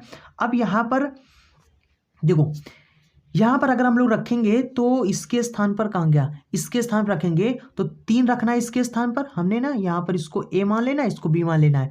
तो यहां पर उसके बाद ये हो जाएगा हमारा 2 है। ठीक। तो 2 का स्क्वायर करेंगे तो यहां पर कितना हो जाएगा, ये हो जाएगा, ये हो जाएगा। और ये भी याद रखना है कि ये पहला और दूसरा ऐसा उठाना है जो मतलब कि जैसे कि ए कामा वी, ठीक, इसको इसके साथ रिलेशन होना चाहिए, और बी कामा सी यानी बी कामा सी हो इसका, यानी बी का रिलेशन सी के साथ होना चाहिए, तब आपको दिखाना होता है कि इसके साथ इसका रिलेशन हो। ठीक। तो आपको ऐसे दोनों अवयव उठाने हैं, पहले और दूसरे वाले, जो इनके साथ इनका संबंध हो। जैसे ए का मतलब ए ऐसा उठाना है, ए और बी ऐसा उठाना है कि इन दोनों के बीच में रिलेशन हो, जो भी रिलेशन सवाल में दिया गया है। ठीक। और बी और सी को ऐसा उठाना है जो इनके बीच में रिलेशन हो। ठीक। तो यहां पर मैंने बता दिया है, इन तीनों में से किसी को भी आप दिखा सकते हो, यही चीज आ जाएगा, यानी सिद्ध हो जाएगा। ठीक।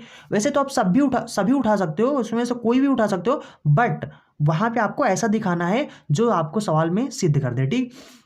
इतना थोड़ा सा आपको ध्यान रखना। ठीक। अब यहाँ पर करो कितना, 2 दूना 4 हो जाएगा। देखो 3 4 से बड़ा होता है, हाँ यानी सही है। ठीक। यानी कि 1 का रिलेशन 3 के साथ, यानी हम कह सकते हैं 3 का रिलेशन 2 के साथ है। ठीक। उसके बाद अब यहाँ पर हमारा दूसरा क्या है, 2.1.5 है ना, 2,1.5 है।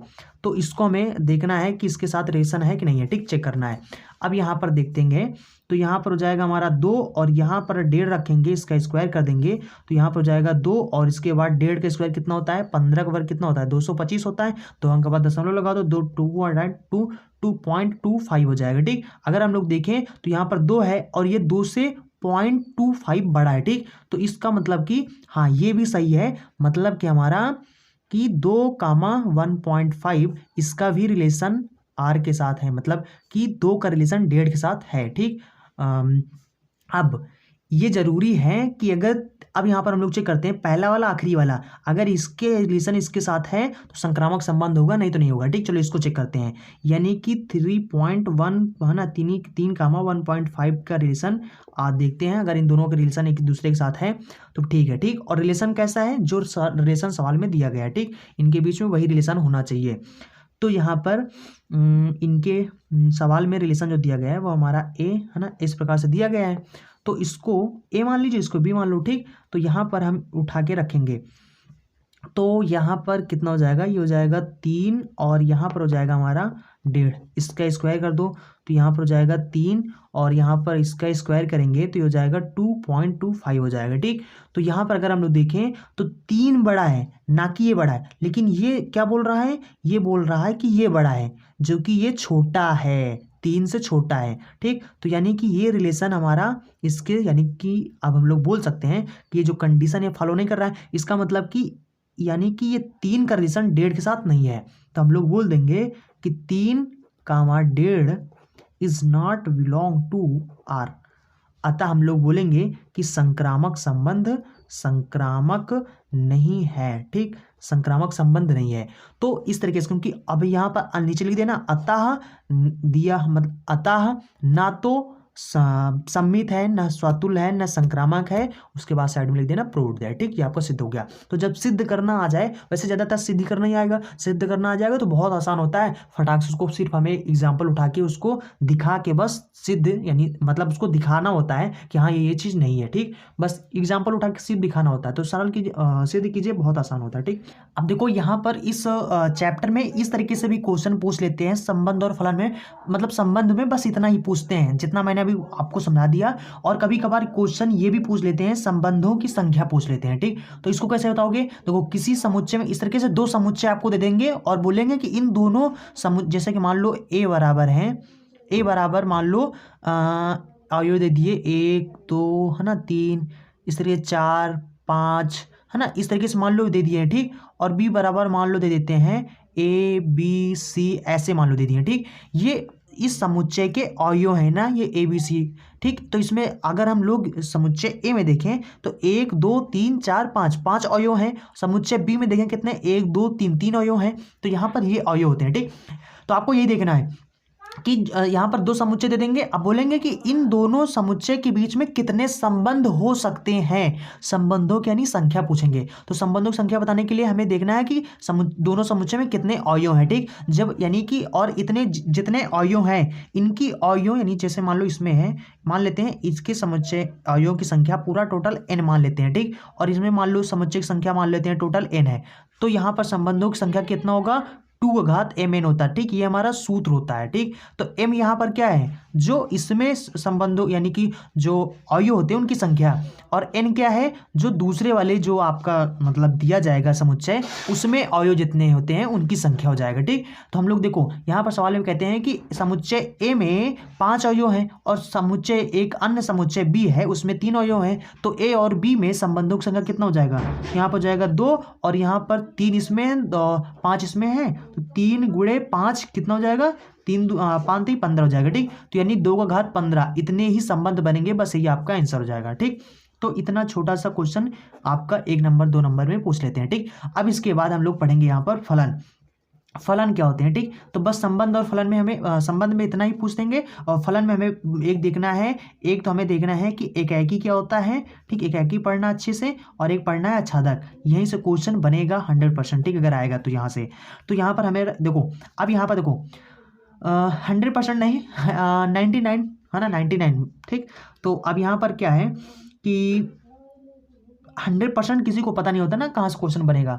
तो अब यहाँ पर देखो इसमें सबसे पहले हम लोग देखेंगे एकाकी, एकाकी में, अच्छा इसको देखने से पहले चलो समझ लेते हैं कि यानी फलन क्या होता है, ठीक। फलन तो पढ़ने जा रहे हैं, तो फलन पढ़े, यानी यहाँ पर ये फलन के प्रकार होते हैं, एकाकी क्या है फलन के प्रकार, अच्छा था क्या है फलन के प्रकार। हम समझते हैं सबसे पहले फलन होता क्या है, ठीक। चलो इसको सबसे पहले समझते हैं। तो देखो यहाँ पर सबसे पहले हम लोग समझते हैं, देखो फलन बताने के लिए यहाँ पर किस प्रकार का फलन है ना, इसके लिए आपके पास आपको दो समुच्चय दे दिया जाएगा, ठीक। आपके सब सवाल में मिलेगा, ठीक। आपको मान लेते हैं एक समुच्चय ये है, एक समुच्चय ये है, ठीक। अब देखो एक तो देखो एकाकी और आच्छादक बताने के लिए यहाँ पर एक तो मतलब कह सकते हो कि सूत्र वगैरह के सूत्र की तरह होता है, उसको रख के भी आप चेक करके बता सकते हो कि एकाकी है आच्छादक है ना।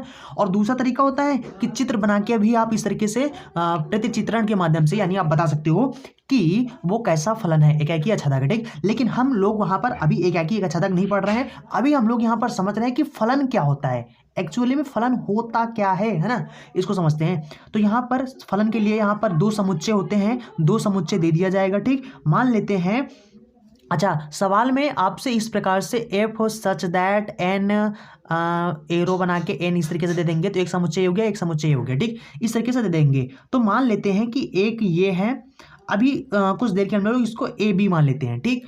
और यहाँ पर हर एक समुच्चय के अंदर अवयव होते हैं ना, उनका समुच्चय का अवयव का एक सेट बना होता है, तभी उसको समुच्चय बोलते हैं ना। तो मान लेते हैं कि ए बराबर जो है वो दिए गए हैं ए बी सी डी, मान ले इस प्रकार से इसके यानी ए समुच्चय के अवयव हैं, ठीक। और बी समुच्चय के अवयव मान लेते हैं 1 2 3 4 है ना 5, इसी तरीके से मान लेते हैं अवयव दिए गए हैं। ठीक, ये इनके अवयव होते हैं। अच्छा, इसमें क्या होता है, इस पहले वाले डिब्बा को ऐसे समझो, ये डिब्बा है। ठीक, 2 डिब्बा है, आपको 2 डिब्बा दे दिया जाएगा। पहले वाले डिब्बा को हम लोग प्रांत बोलते हैं और ये इसके साथ में होता है, हमेशा साथ में होता है ना, इस तरीके से देखो हमेशा लिखा होता है, इसलिए इसको साथ वाले क्या होते हैं, जैसे कि आपके साथ पढ़ने वाले को क्या बोलते हैं, साथ पढ़ने वाले को सहपाठी बोलते हैं। उसी के से प्रांत के साथ वाले को क्या बोलते हैं, सह प्रांत बोलते हैं। ठीक, इसको हम लोग सह प्रांत बोलते हैं। अब यहाँ पर देखो, प्रांत के जितने भी अवयव होते हैं इनका कोई ना कोई प्रतिचित्रण होना, इनका कोई ना कोई प्रतिबिंब होना चाहिए। ठीक, प्रतिबिंब का देखो, इनके देखो यहाँ पर प्रतिबिंब बताने के लिए हमें यहाँ से यहाँ मतलब इन दोनों के बीच में कोई ना कोई फंक्शन दे दिया जाएगा। ठीक, और मतलब कोई ना कोई फंक्शन दे दिया जाएगा, तो वहां से हमें पता चलेगा कि अच्छा कौन मतलब किस अवयव का कौन सा, यानी कि इस प्रांत के कौन से अवयव का इस प्रांत में कौन मतलब प्रतिबिंब है। ठीक, इस तरीके से वो फलन अभी सवाल आएगा ना, समझेंगे, पहले ही समझो। ठीक, मतलब इस तरीके से मान लेते हैं कोई ना कोई नियम होगा। ठीक, जिसकी वजह से हमें पता चलेगा कौन किसका प्रतिबिंब है। ठीक, अब देखो यहाँ पर फलन क्या होता है, फलन का मतलब ये होता है कि जो प्रांत के जितने भी अवयव हैं इनके प्रत्येक अवयव का, प्रत्येक का मतलब सबकी बात कर रहे हैं, सबका, कोई छूटना नहीं चाहिए। ठीक, इसके प्रत्येक अवयव का इस डिब्बा के अंदर प्रतिबिंब होना चाहिए। मान लेते हैं का ए का प्रतिबिंब, और प्रतिबिंब होना चाहिए लेकिन एक एक ही प्रतिबिंब होना चाहिए, ऐसे समझो। जैसे कि मान लो, देखो मान लेते हैं कि ए का प्रतिबिंब ए है। ठीक, और इसका प्रतिबिंब ये है, इसका प्रतिबिंब ये है, इसका प्रतिबिंब ये है। ठीक, इस डिब्बा में कोई छूट जाए हमें अभी उससे नहीं मतलब, अभी हमें ये फलन से सिर्फ, क्योंकि हम सिर्फ फलन समझ रहे हैं। ठीक, फलन में यहाँ पर इनका हर एक का प्रतिबिंब होना चाहिए, मतलब इसमें जितने भी ये जो अवयव हैं इनका इसमें प्रतिबिंब जरूर होना चाहिए। अगर कोई छूट जा रहा है तो इसका मतलब वो फलन नहीं है। इस स्थिति में सबका प्रतिबिंब एक एक है ना, तो इसका मतलब कि ये यहाँ पर हमारा फलन है। अब मान लेते हैं एक ये है, एक ये है, ए बी सी, इधर मान लेते हैं 1 2 है ना, इसका प्रतिबिंब ये, इसका प्रतिबिंब ये, लेकिन इसका इस वाले प्रांत के अंदर इस अवयव का कोई भी प्रतिबिंब नहीं है। अगर इसका कोई भी प्रतिबिंब नहीं, यानी ये फलन नहीं है। ठीक, समझ लो ना, ए से बी मान लेते हैं। ठीक, और यहाँ पर इस तरीके से ये फलन नहीं है। और एक चीज़ और याद रखना है कि मान लेते हैं ये है, ये यहीं पे मान लेते हैं कि सी का प्रतिबिंब ये है, तो एक चीज़ और समझो कि यहाँ पर प्रांत के अंदर जितने भी अवयव होते हैं किसी भी अवयव के 2 प्रतिबिंब नहीं हो सकते। समझ लो, अगर 2 प्रतिबिंब हैं इसका मतलब कि ये फलन हमारा नहीं है, इसको हम लोग फलन ही नहीं बोलेंगे। तो एक है कि अच्छा था कि तो बात छोड़ो, फलन ही हो। देखो अब इसको कैसे याद रखना, इसको ऐसे याद रखना, इधर वाले हैं सब बाप। ठीक, इधर वाले समझो बाप ही, और इधर वाले समझो कि ये इनके बच्चे हैं। ठीक, मतलब कि प्रांत के जो अवयव होते हैं वो क्या होते हैं, बच्चे होते हैं, और सह प्रांत के जितने भी अवयव होते हैं वो इनके बाप होते हैं, मतलब ये सब क्या है, बाप हैं। तो अब भैया बताओ, किसी भी लड़का के, मान लेते हैं ये सब बाप है ना, तो किसी भी लड़का क्या 2 बाप हो सकते हैं, नहीं हो सकते ना। तो ऐसे याद रखना है। ठीक, कैसे याद रखोगे, ठीक है, ऐसे याद रखना। ठीक, क्योंकि अगर किसी भी अवयव के 2 प्रतिबिंब हो गए, 2 प्रतिबिंब नहीं होने चाहिए, अगर 2 प्रतिबिंब हो गए इसका मतलब कि वो फलन ही नहीं है। ठीक, तो यहाँ पर हम बस एक कॉन्सेप्ट ये समझा रहे हैं कि फलन क्या होता है, वो सिर्फ मतलब आपको फील दिला रहे हैं। ठीक, तो ये फलन नहीं होगा। ठीक, अच्छा यहाँ पर मान लेते हैं इस प्रकार से, ए है, बी है, सी है, 1 2 3 4 है ना, मान लेते हैं कि अच्छा, और एक चीज़ यहाँ पर समझो, मतलब कि ये इधर वाले क्या होते हैं, प्रतिबिंब होते हैं, इधर वाले क्या होते हैं, प्रतिबिंब होते हैं, और ये प्रतिबिंब के पहले होते हैं, इसलिए इसको हम लोग क्या बोलते हैं, पहले मतलब पूर्व प्रतिबिंब बोलते हैं। ठीक, पूर्व प्रतिबिंब, मतलब कि ए का प्रतिबिंब क्या है, 1 है, और ए का पूर्व प्रतिबिंब क्या है, मतलब 1 का पूर्व प्रतिबिंब क्या है, ए है, मतलब 1 का मतलब जो ऐसे समझो, ये जो बी है, ये जो मान लो 2 है, 2 का पूर्व प्रतिबिंब अगर पूछें तो क्या है, बी है, और बी का प्रतिबिंब क्या है, 2 है। ठीक, समझ लो, इधर वाले प्रतिबिंब बोलते हैं, इसको पूर्व प्रतिबिंब बोलते हैं। अब यहाँ पर देखो, यहाँ पर मान लेते हैं ये ए है, ये बी है, और यहाँ पर मान लेते हैं इसका प्रतिबिंब ये है, इसका प्रतिबिंब ये है, इसका प्रतिबिंब ये है। अब यहाँ पर देखो, ये कहने का मतलब है कि 1 के 2 नहीं हो सकते, लेकिन यहाँ पर मान लेते हैं जैसे कि मान लेते हैं ये इसका है, मतलब बी का प्रतिबिंब 2 है, लेकिन बी का प्रतिबिंब 1 भी नहीं हो सकता, मतलब 1 के 2 नहीं हो सकते। अगर इस तरीके से है, ऐसे हो सकता है, ठीक, क्योंकि ये सब क्या है, बाप है, ये सब क्या है, बच्चा है, ठीक। तो एक बच्चा मतलब 2 बच्चों के एक बाप तो हो सकते हैं भाई, आपका और आपके भाई के, है ना। अब मान लो ये आप हो, मान लेते हैं ए क्या है, ए और बी दोनों भाई भाई हैं, ठीक। तो ये बाप है, तो यानी कि भाई भाई हैं, तो इन दोनों का बाप तो यही होगा ना, समझ रहे हो। तो इस तरीके से हो सकता है, मतलब कि ए बी सी और यहाँ पर मान लेते हैं 1 2 3, है ना, मतलब कि एक ये हो गया और ये हो गया, ठीक। इस तरीके से हो सकता है, ठीक, मान लेते हैं, और ये इसका प्रतिबिंब ये है, ठीक। तो इस तरीके से ये हमारा फलन है, समझ रहे हो, कि मतलब कि एक का, जैसे कि यहां पर फिर समझो, ए बी सी 1 2 3, ठीक। एक के 2 प्रतिबिंब नहीं हो सकते, 2 बच्चों के एक हो सकता है, मतलब कि जैसे कि यहां पर देखो देखो इन दोनों में अंतर क्या है, ठीक। इस तरीके से मान लेते हैं ये है, और मान लेते हैं यहाँ पर एक और है, 4 है ना, इसका प्रतिबिंब है, ठीक। तो अब इस केस में ये हमारा फलन नहीं है, क्यों नहीं है, क्योंकि 1 के 2 हो गए, ठीक, मतलब 1 के 2 प्रतिबिंब हो गए, जो कि 2 प्रतिबिंब नहीं होना चाहिए, यूनिक प्रतिबिंब होना चाहिए, ठीक। ये समझ में करने वाला, और 2 अवयव के एक प्रतिबिंब हो सकता है, लेकिन एक अवयव का 2 प्रतिबिंब नहीं हो सकता, ठीक। मतलब ऐसा समझो, जैसे ये बाप है, तो ये भाई भाई हैं, तो इनके बाप तो एक हो गया, मतलब बाप तो एक ही होगा दोनों बच्चों का, ठीक। लेकिन एक बच्चे के 2 बाप थोड़ी ना हो सकते हैं, किसी के 2 बाप, समझ रहे हो। तो समझ रहे हो, चलो ठीक है, आई थिंक आप समझ गए, ठीक। एक दूसरा ये होता है, फलन बताने का तरीका होता है, एक होता है ऊर्ध्वाधर, वो तरीका बोलते हैं ऊर्ध्वाधर रेखा परीक्षण के द्वारा भी, रेखा परीक्षण, इसके द्वारा भी आप बता सकते हो। किसी मान लो कोई फंक्शन आपका सवाल में दिया गया है, ठीक, इस प्रकार से कोई फंक्शन दिया गया है, अब इस फंक्शन का जो ग्राफ होता है, ठीक, जैसे कि मान लो फंक्शन का ग्राफ कैसे बता दें, जैसे कि मान लो ऐसे बना हुआ है, ऐसे करके मान लेते हैं बना, ठीक, कोई फंक्शन का ग्राफ, तो किसी फंक्शन के ग्राफ को देखकर भी आप बता सकते हो कि वो फलन है या नहीं है, ठीक। ऐसे ये क्या होता है, ऊर्ध्वाधर का मतलब होता है ये जो ऐसे होता है ना ऊपर, है ना, इसको ऊर्ध्वाधर बोलते हैं, इसको हम लोग क्षैतिज बोलते हैं, ठीक। तो ऐसा लाइन होता है इसको, तो ऊर्ध्वाधर का मतलब होता है जो एक ऐसा पट लाइन होता है ना, जो ऐसे होता है, इसको बोलते हैं। तो आप क्या करो, ग्राफ में एक ऊर्ध्वाधर लाइन खींच दो, अगर वो ऊर्ध्वाधर लाइन उस ग्राफ को एक ही जगह पे क्रॉस करता है, एक ही जगह पर काटता है, तो उसको हम लोग बोलते हैं कि हाँ ये हमारा फलन है। और जैसे कि मान लेते हैं मतलब ग्राफ देखकर भी आप बता सकते हो, ठीक।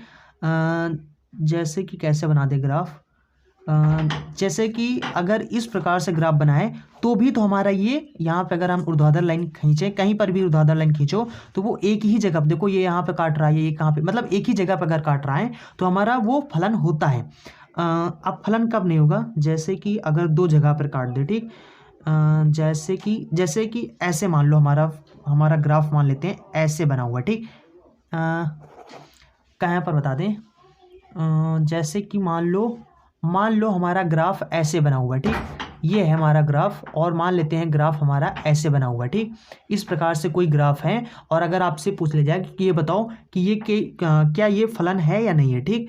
तो देखो फलन बताने के लिए हमें ऊर्ध्वाधर लाइन खींचना पड़ेगा, ऊर्ध्वाधर लाइन खींचे तो यहाँ पर इस ग्राफ को ये 2 जगह पर काट रहा है, अगर 2 जगह पर काट रहा है तो इसका मतलब कि ये फलन नहीं है, ठीक। तो फलन जो होता है वो, अगर कोई भी ग्राफ हो उसमें आप लाइन खींचो, एक लाइन खींच दो, एक ऊर्ध्वाधर लाइन खींच दो, अगर वो एक ही जगह पर काट रहा है तो वो फलन होगा, और अगर इस तरीके से 2 जगह पर काट रहा है तो फलन नहीं होगा, ठीक। 2 तरीके होते हैं चेक करने के, ठीक। तो आई थिंक आप ये फलन होता है। चलो हम लोग अब समझते हैं एकाकी क्या होता है और अच्छेदक क्या होता है। देखो एकाकी में क्या होता है, देखो इनके नाम से पता चल रहा ना, एक इसको अलग अलग करके देखो, एकाकी मतलब एक का एक हो, मतलब कि अगर इस तरीके से आपको दे दिया गया 2 समुच्चय, ठीक। अब यहाँ पर मान लेते हैं ए बी सी, है ना, या मान लेते हैं ऐसे, ठीक। और उसके बाद यहाँ पर मान लेते हैं 1 2 3 4, यह हो सकता है इधर भी ऐसे हो, ठीक है ना, इस प्रकार से मान लेते हैं। तो अगर इस प्रकार से मान लेते हैं कोई एक, है ना, फंक्शन है, अब यहाँ पर एक का मतलब जितने भी प्रांत के अंदर जितने भी अवयव हैं, इन सभी अवयव का सिर्फ एक ही प्रतिबिंब होना चाहिए। ठीक, जैसे कि इसका एक प्रतिबिंब है, इसका ये प्रतिबिंब है, इसका ये प्रतिबिंब है। ठीक, उसके बाद कोई है ये नहीं। ठीक, तो अगर इस प्रकार से कि इनका एक ही प्रतिबिंब है तो उसको हम लोग एकाकी बोलेंगे। चलो ठीक है, अच्छा इसको तो समझ गए ना। चलो अब यहाँ पर मान लेते हैं कुछ देर के लिए मान लेते हैं ये ए है और इस तरीके से फंक्शन हमारा है और ये हमारा वी है और ये हमारा सह प्रांत। और एक चीज़ और समझ लो, यहाँ पर सह प्रांत होता है। ठीक, अब यहाँ पर ये जो मतलब जिनका ये प्रतिबिंब जो बने हैं, ठीक, एक ये है, एक ये है, एक ये है। ठीक, तो यहाँ पर इनको हम लोग क्या बोलते हैं, जस्ट 1 सेकंड, इसका ना सही से दिख नहीं रहे ना, देखो हो गया। ठीक, देखो इसको हम लोग परिसर बोलते हैं, परिसर। ठीक, परिसर हमारे कौन कौन से होते हैं, 1 2 3, मतलब जो यहाँ पर प्रतिबिंब बने हैं, ठीक, किसी न किसी प्रतिबिंब जो बने हैं इन सबको हम लोग क्या बोलते हैं, परिसर। तो यहाँ पर आपके परिसर 1 2 3 ये सब क्या है, ये परिसर हैं और पूरे जो हैं इसको हम लोग सह प्रांत बोलते हैं। ठीक, समझ गए ना परिसर क्या होता है, परिसर भी समझ गए। ठीक है, अब यहाँ पर देखो, जैसे कि मान लो यहाँ पर ए दिया गया है, बी दिया गया है, सी दिया गया है, 1 दिया गया है, 2 दिया गया है, 3 दिया गया है, 4 दिया गया है, मान लेते हैं डी दिया गया है। ठीक, इस तरीके से मान लेते हैं कि कुछ देर के लिए मान लेते हैं ये इसका मतलब प्रतिबिंब ये है।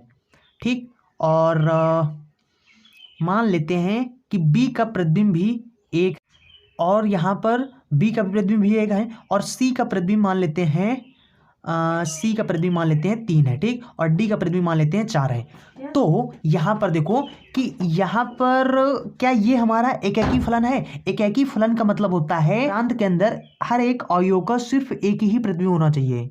समझ गए ना, तो ये एकाकी फलन नहीं है। यानी एकाकी फलन ये कहता है कि अगर इसका ये प्रतिबिंब है तो फिर इसका भी ये प्रतिबिंब नहीं होना चाहिए, अलग अलग होना चाहिए। एक ही के चक्कर में सब लोग ना पड़ जाएं। ठीक, तो अगर ऐसा है, एक ही के चक्कर में अगर सब लोग पड़े हैं तो उसको हम एकाकी फलन नहीं बोलेंगे। या फिर ऐसा समझो कि ये सब क्या है, बाप है, तो हर एक बाप का सिर्फ एक ही लड़का होना चाहिए। सब लड़के हैं और ये बाप है, ये बाप है, ये बाप है, ये बाप है।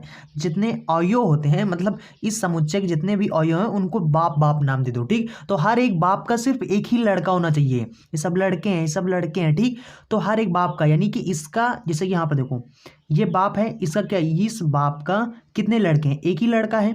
इस बाप को कितने लड़का, एक ही लड़का। इस बाप कितने लड़का, एक ही लड़का। इस प्रकार से अगर एक ही एक लड़का है तो एकाकी फलन है। अगर ऐसे जो बाप है, इस बाप के कितने लड़के हो गए, यानी 2 लड़के हैं, तो यानी 2 लड़के नहीं होना चाहिए।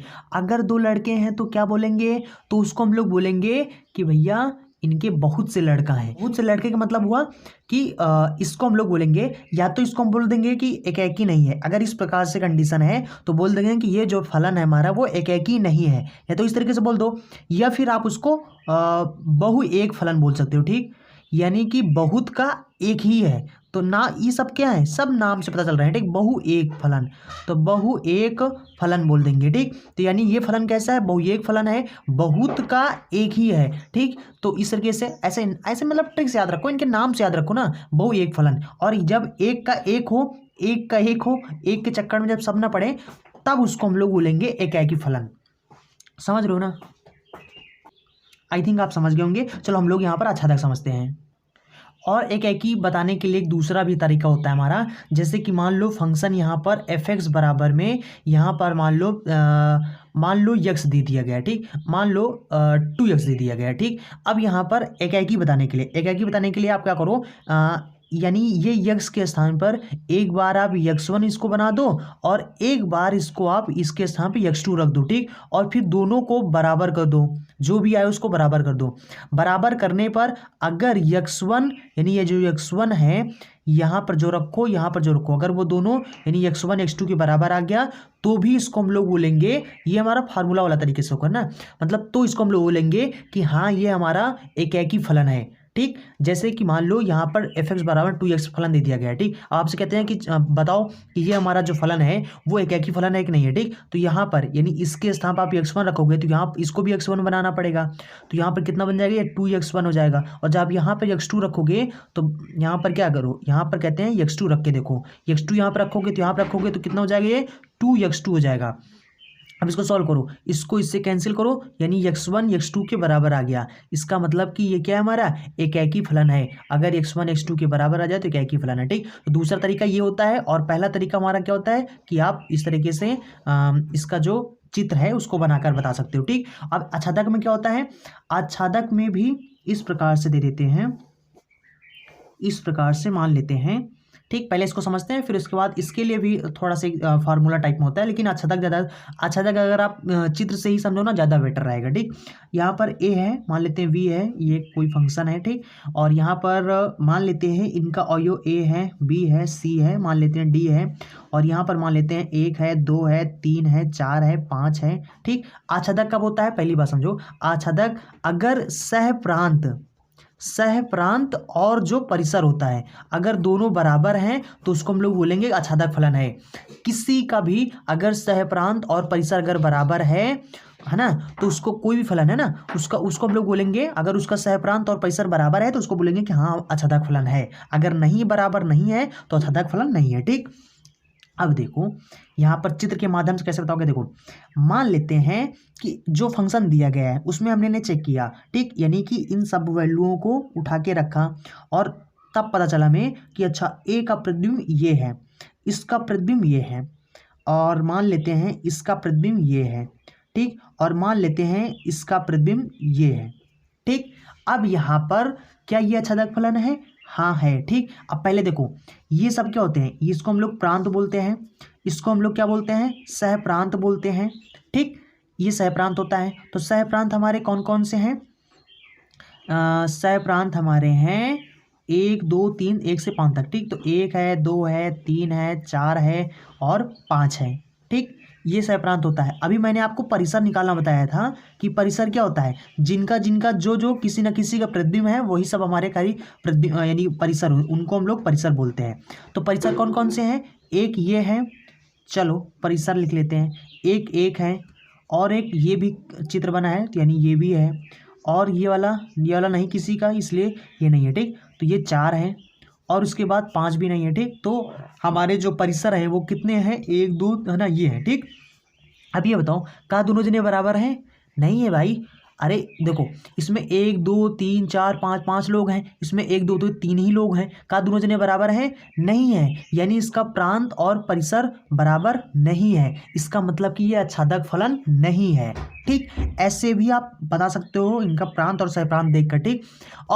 और एक चीज आपको बता दूं, देखो ऐसे बता सकते हो। दूसरा तरीका ये होता है कि आपको देखना है कि ये जो सह प्रांत हैं, सह प्रांत के जितने भी अवयव हैं ये किसी न किसी का प्रतिबिंब जरूर होना चाहिए, ठीक। इसमें जितने भी अवयव हैं ये किसी न किसी का प्रतिबिंब जरूर होना चाहिए। अगर कोई भी अवयव इसका छूट जाता है, जो कि देखो जैसे 3 क्या है, किसी का भी प्रतिबिंब नहीं है, 5 क्या है, किसी का भी प्रतिबिंब नहीं है, इसका मतलब कि ये हमारा आच्छादक फलन नहीं है, ठीक। यानी सभी होने चाहिए, ठीक। जैसे कि देखो ये आच्छादक फलन नहीं है, ठीक। अब देखो आच्छादक फलन कौन सा है, देखो मैं आपको दिखाता हूँ। मान लेते हैं ये a है, ये b है, ये a है, b है, c है, 1 है, 2 है, 3 है और बस इतना ही मान लेते हैं, ठीक। ये है और मान लेते हैं ये f फलन है, और यहाँ पर इसका प्रतिबिंब ये है और इसका प्रतिबिंब मान लेते हैं ये है, और इसका प्रतिबिंब मान लेते हैं ये है, ठीक। तो यहाँ पर अगर हम देखें तो जितने भी यानी ये जो है ये हमारा दूसरा डिब्बा क्या होता है, सहप्रांत होता है। इस डिब्बा के अंदर जितने भी आदमी हैं, इस कमरा या डिब्बा के अंदर जितने भी आदमी हैं, ये सभी न सभी किसी न किसी मतलब इन सब का व्यवहार किसी न किसी के साथ इधर है, ठीक। अरे ऐसे समझो, ऐसा समझेंगे मतलब कि ये देखो जितने भी हैं ये किसी न किसी के प्रतिबिंब है, कोई भी यहाँ छूटा नहीं है ना, कोई नहीं छूटा हुआ है, तो इसका मतलब कि ये हमारा आच्छादक फलन है। ये फलन कैसा है, आच्छादक फलन है, ठीक। अगर इसमें से मान लो तो मान ले यहाँ पर 4 है और देखो यहाँ पर 4 छूट गया, यानी अब ये आच्छादक फलन नहीं है। अगर 4 हटा दें तो आच्छादक फलन है, समझ लो ना, कोई भी सहप्रांत के अंदर कोई भी अवयव छूटना नहीं चाहिए, वो भी किसी ना किसी का प्रतिबिंब जरूर होना चाहिए, ठीक, तब उसको हम लोग आच्छादक फलन बोलेंगे। और अगर वो आच्छादक फलन नहीं है, देखो जैसे कि ये आच्छादक फलन है, देखो अगर आच्छादक फलन नहीं है तो उसको हम लोग बोलेंगे अंताक्षेपी, ठीक, अंताक्षेपी बोलेंगे, ठीक, बस इतना ही आपको समझना है। अगर आच्छादक फलन है तो है, अगर नहीं है तो अंताक्षेपी उसका नाम दे सकते हो, या फिर बोल सकते हो कि आच्छादक नहीं है, सीधा ये भी नाम दे सकते हो, ठीक। और जैसे जैसे कि वो एकाकी होता है ना, तो या तो बोल दो कि एकाकी नहीं है, या तो बोल दो बहुवियोग फलन है, ठीक। और इसी तरीके से ये होता है, ठीक। तो आई थिंक आप चारों समझ गए होंगे, एकाकी क्या होता है, आच्छादक क्या होता है, और अंताक्षेपी क्या होता है, और जो बहुवियोग होता है वो क्या होता है, ठीक। अब यहाँ पर कभी कभार पूछ लेते हैं एकाकी आच्छादक क्या होता है। एकाकी आच्छादक का मतलब होता है जो जिसमें एकाकी भी हो आच्छादक भी हो। अगर आपसे पूछ लें बहुवियोग और अंताक्षेपी, क्या ये बहुवियोग और अंताक्षेपी बोल सकते हैं, सिद्ध कीजिए कि ये फलन बहुवियोग अंताक्षेपी है, तो चेक कर लो पहले कि बहुवियोग है, फिर चेक कर लो अंताक्षेपी है। अगर दोनों है तो बता दो कि हाँ बहुवियोग यानी जो फलन हमारा वो बहुवियोग अंताक्षेपी फलन है। और अगर मान लो कि बहुवियोग है, अच्छा यानी कि अंताक्षेपी नहीं है, तो बोल दो कि भैया बहुवियोग है और अंताक्षेपी फलन नहीं है, ठीक। तो इस तरीके से मिक्स करके कभी कभार पूछ लेते हैं क्वेश्चन, ठीक। तो आई थिंक आप समझ गए होंगे। चलो फिर हम लोग क्वेश्चन सॉल्व करते हैं। अब यहाँ पर समझ गए पूरा कॉन्सेप्ट। देखो पहला क्वेश्चन बहुत इजी क्वेश्चन है, ठीक। देखो इसमें पूछ रहे हैं एवं बोल रहे हैं कि मान लीजिए कि ए यानी दो समुच्चय दे दिए हैं, एक समुच्चय ये है और एक बी समुच्चय है, तथा जो फंक्शन है हमारा, जो फलन है वो इस प्रकार से परिभाषित कर दिए हैं, ठीक। अब कह रहे हैं कि ए से बी तक एक फलन है, सिद्ध कीजिए कि जो फलन है हमारा वो एफ जो फलन हमारा है, ये जो एफ फलन है ये क्या है, एकाकी है, इसको सिद्ध करके दिखाओ। तो एक ये डिब्बा बना लेते हैं, मतलब एक समुच्चय ये है, एक समुच्चय ये है, ठीक। और यहाँ पर इस डिब्बा को ए मान लेते हैं, ये बी है, इसके अंदर कितना है, 1 2 3 है, और इस यानी बी डिब्बा के अंदर कौन कौन से हैं, 4 हैं, 5 है, 6 है और 7 है, ठीक। अब ये देखो यहाँ पर देखो कि इनका जो एफ फंक्शन है, इनका ये जो एफ फंक्शन है वो किस प्रकार से परिभाषित है। वो कह रहे हैं कि एक को 4 के साथ मिला दो, एक को 4 के साथ मिला दिया, यानी कि एक का प्रतिबिंब क्या है, 4 है, ठीक। बहुत ज़्यादा लाइट लग रहा है ना वीडियो में। और उसके बाद फिर उसके बाद कहते हैं 2 का 5 के साथ है, तो 2 का 5 के साथ है, ठीक। और यहाँ पर 3 6 है, 3 को 6 के साथ कर दें, ठीक। अब यहाँ पर देखो आपको सिद्ध करना है कि एफ एकाकी फलन है, यानी जो हमारा एफ है ये क्या है, एकाकी है। तो भैया सही बात है, एकाकी तो है, ये है, क्योंकि देखो यानी कि देखो अब इसको क्या बोलते हैं हम लोग, प्रतिबिंब बोलते हैं, ठीक, इसको प्रतिबिंब बोलते हैं। और इधर वाले क्या बोलते हैं, पूर्व प्रतिबिंब, तो पूर्व प्रतिबिंब बोलते हैं। तो भैया यहाँ पर देखो सब लोग एक हैं, मतलब सब लोग एक ही एक हैं, सब लोग एक ही एक हैं, इसका मतलब एकाकी है। अब इसको कैसे लिखोगे, इतना लिखने के बाद आप लिखो मतलब रीजन दोगे ना कि अब देखो अब रीजन दोगे क्यों एकाकी है, तो यहाँ पर बता दो, बस उसके बाद हो गया। लिख दो चूंकि यहाँ पर जितने भी इसको हम लोग सहप्रांत बोलते हैं। लिखोगे कैसे, तो यहाँ पर इसको लिख दो चूंकि सहप्रांत के प्रत्येक अवयव, प्रांत के प्रत्येक अवयव है ना, प्रत्येक, अच्छा यहाँ पर देखो जैसे कि यहाँ पर एक छूट गया है ना, इसका मतलब अब देखो ये एकाकी तो है लेकिन क्या आच्छादक है, नहीं है, क्योंकि ये छूट गया, ठीक। यानी कि ये जितने सहप्रांत हैं ये सब क्या है, ये क्या है, परिसर है। सहप्रांत और परिसर बराबर नहीं है, मतलब कि इसमें सहप्रांत में कोई भी अवयव छूटना नहीं चाहिए, छूट गया इसका मतलब आच्छादक फलन है, ठीक। लेकिन हमें वो नहीं बताना, हमें एकाकी सिर्फ बताना, ठीक।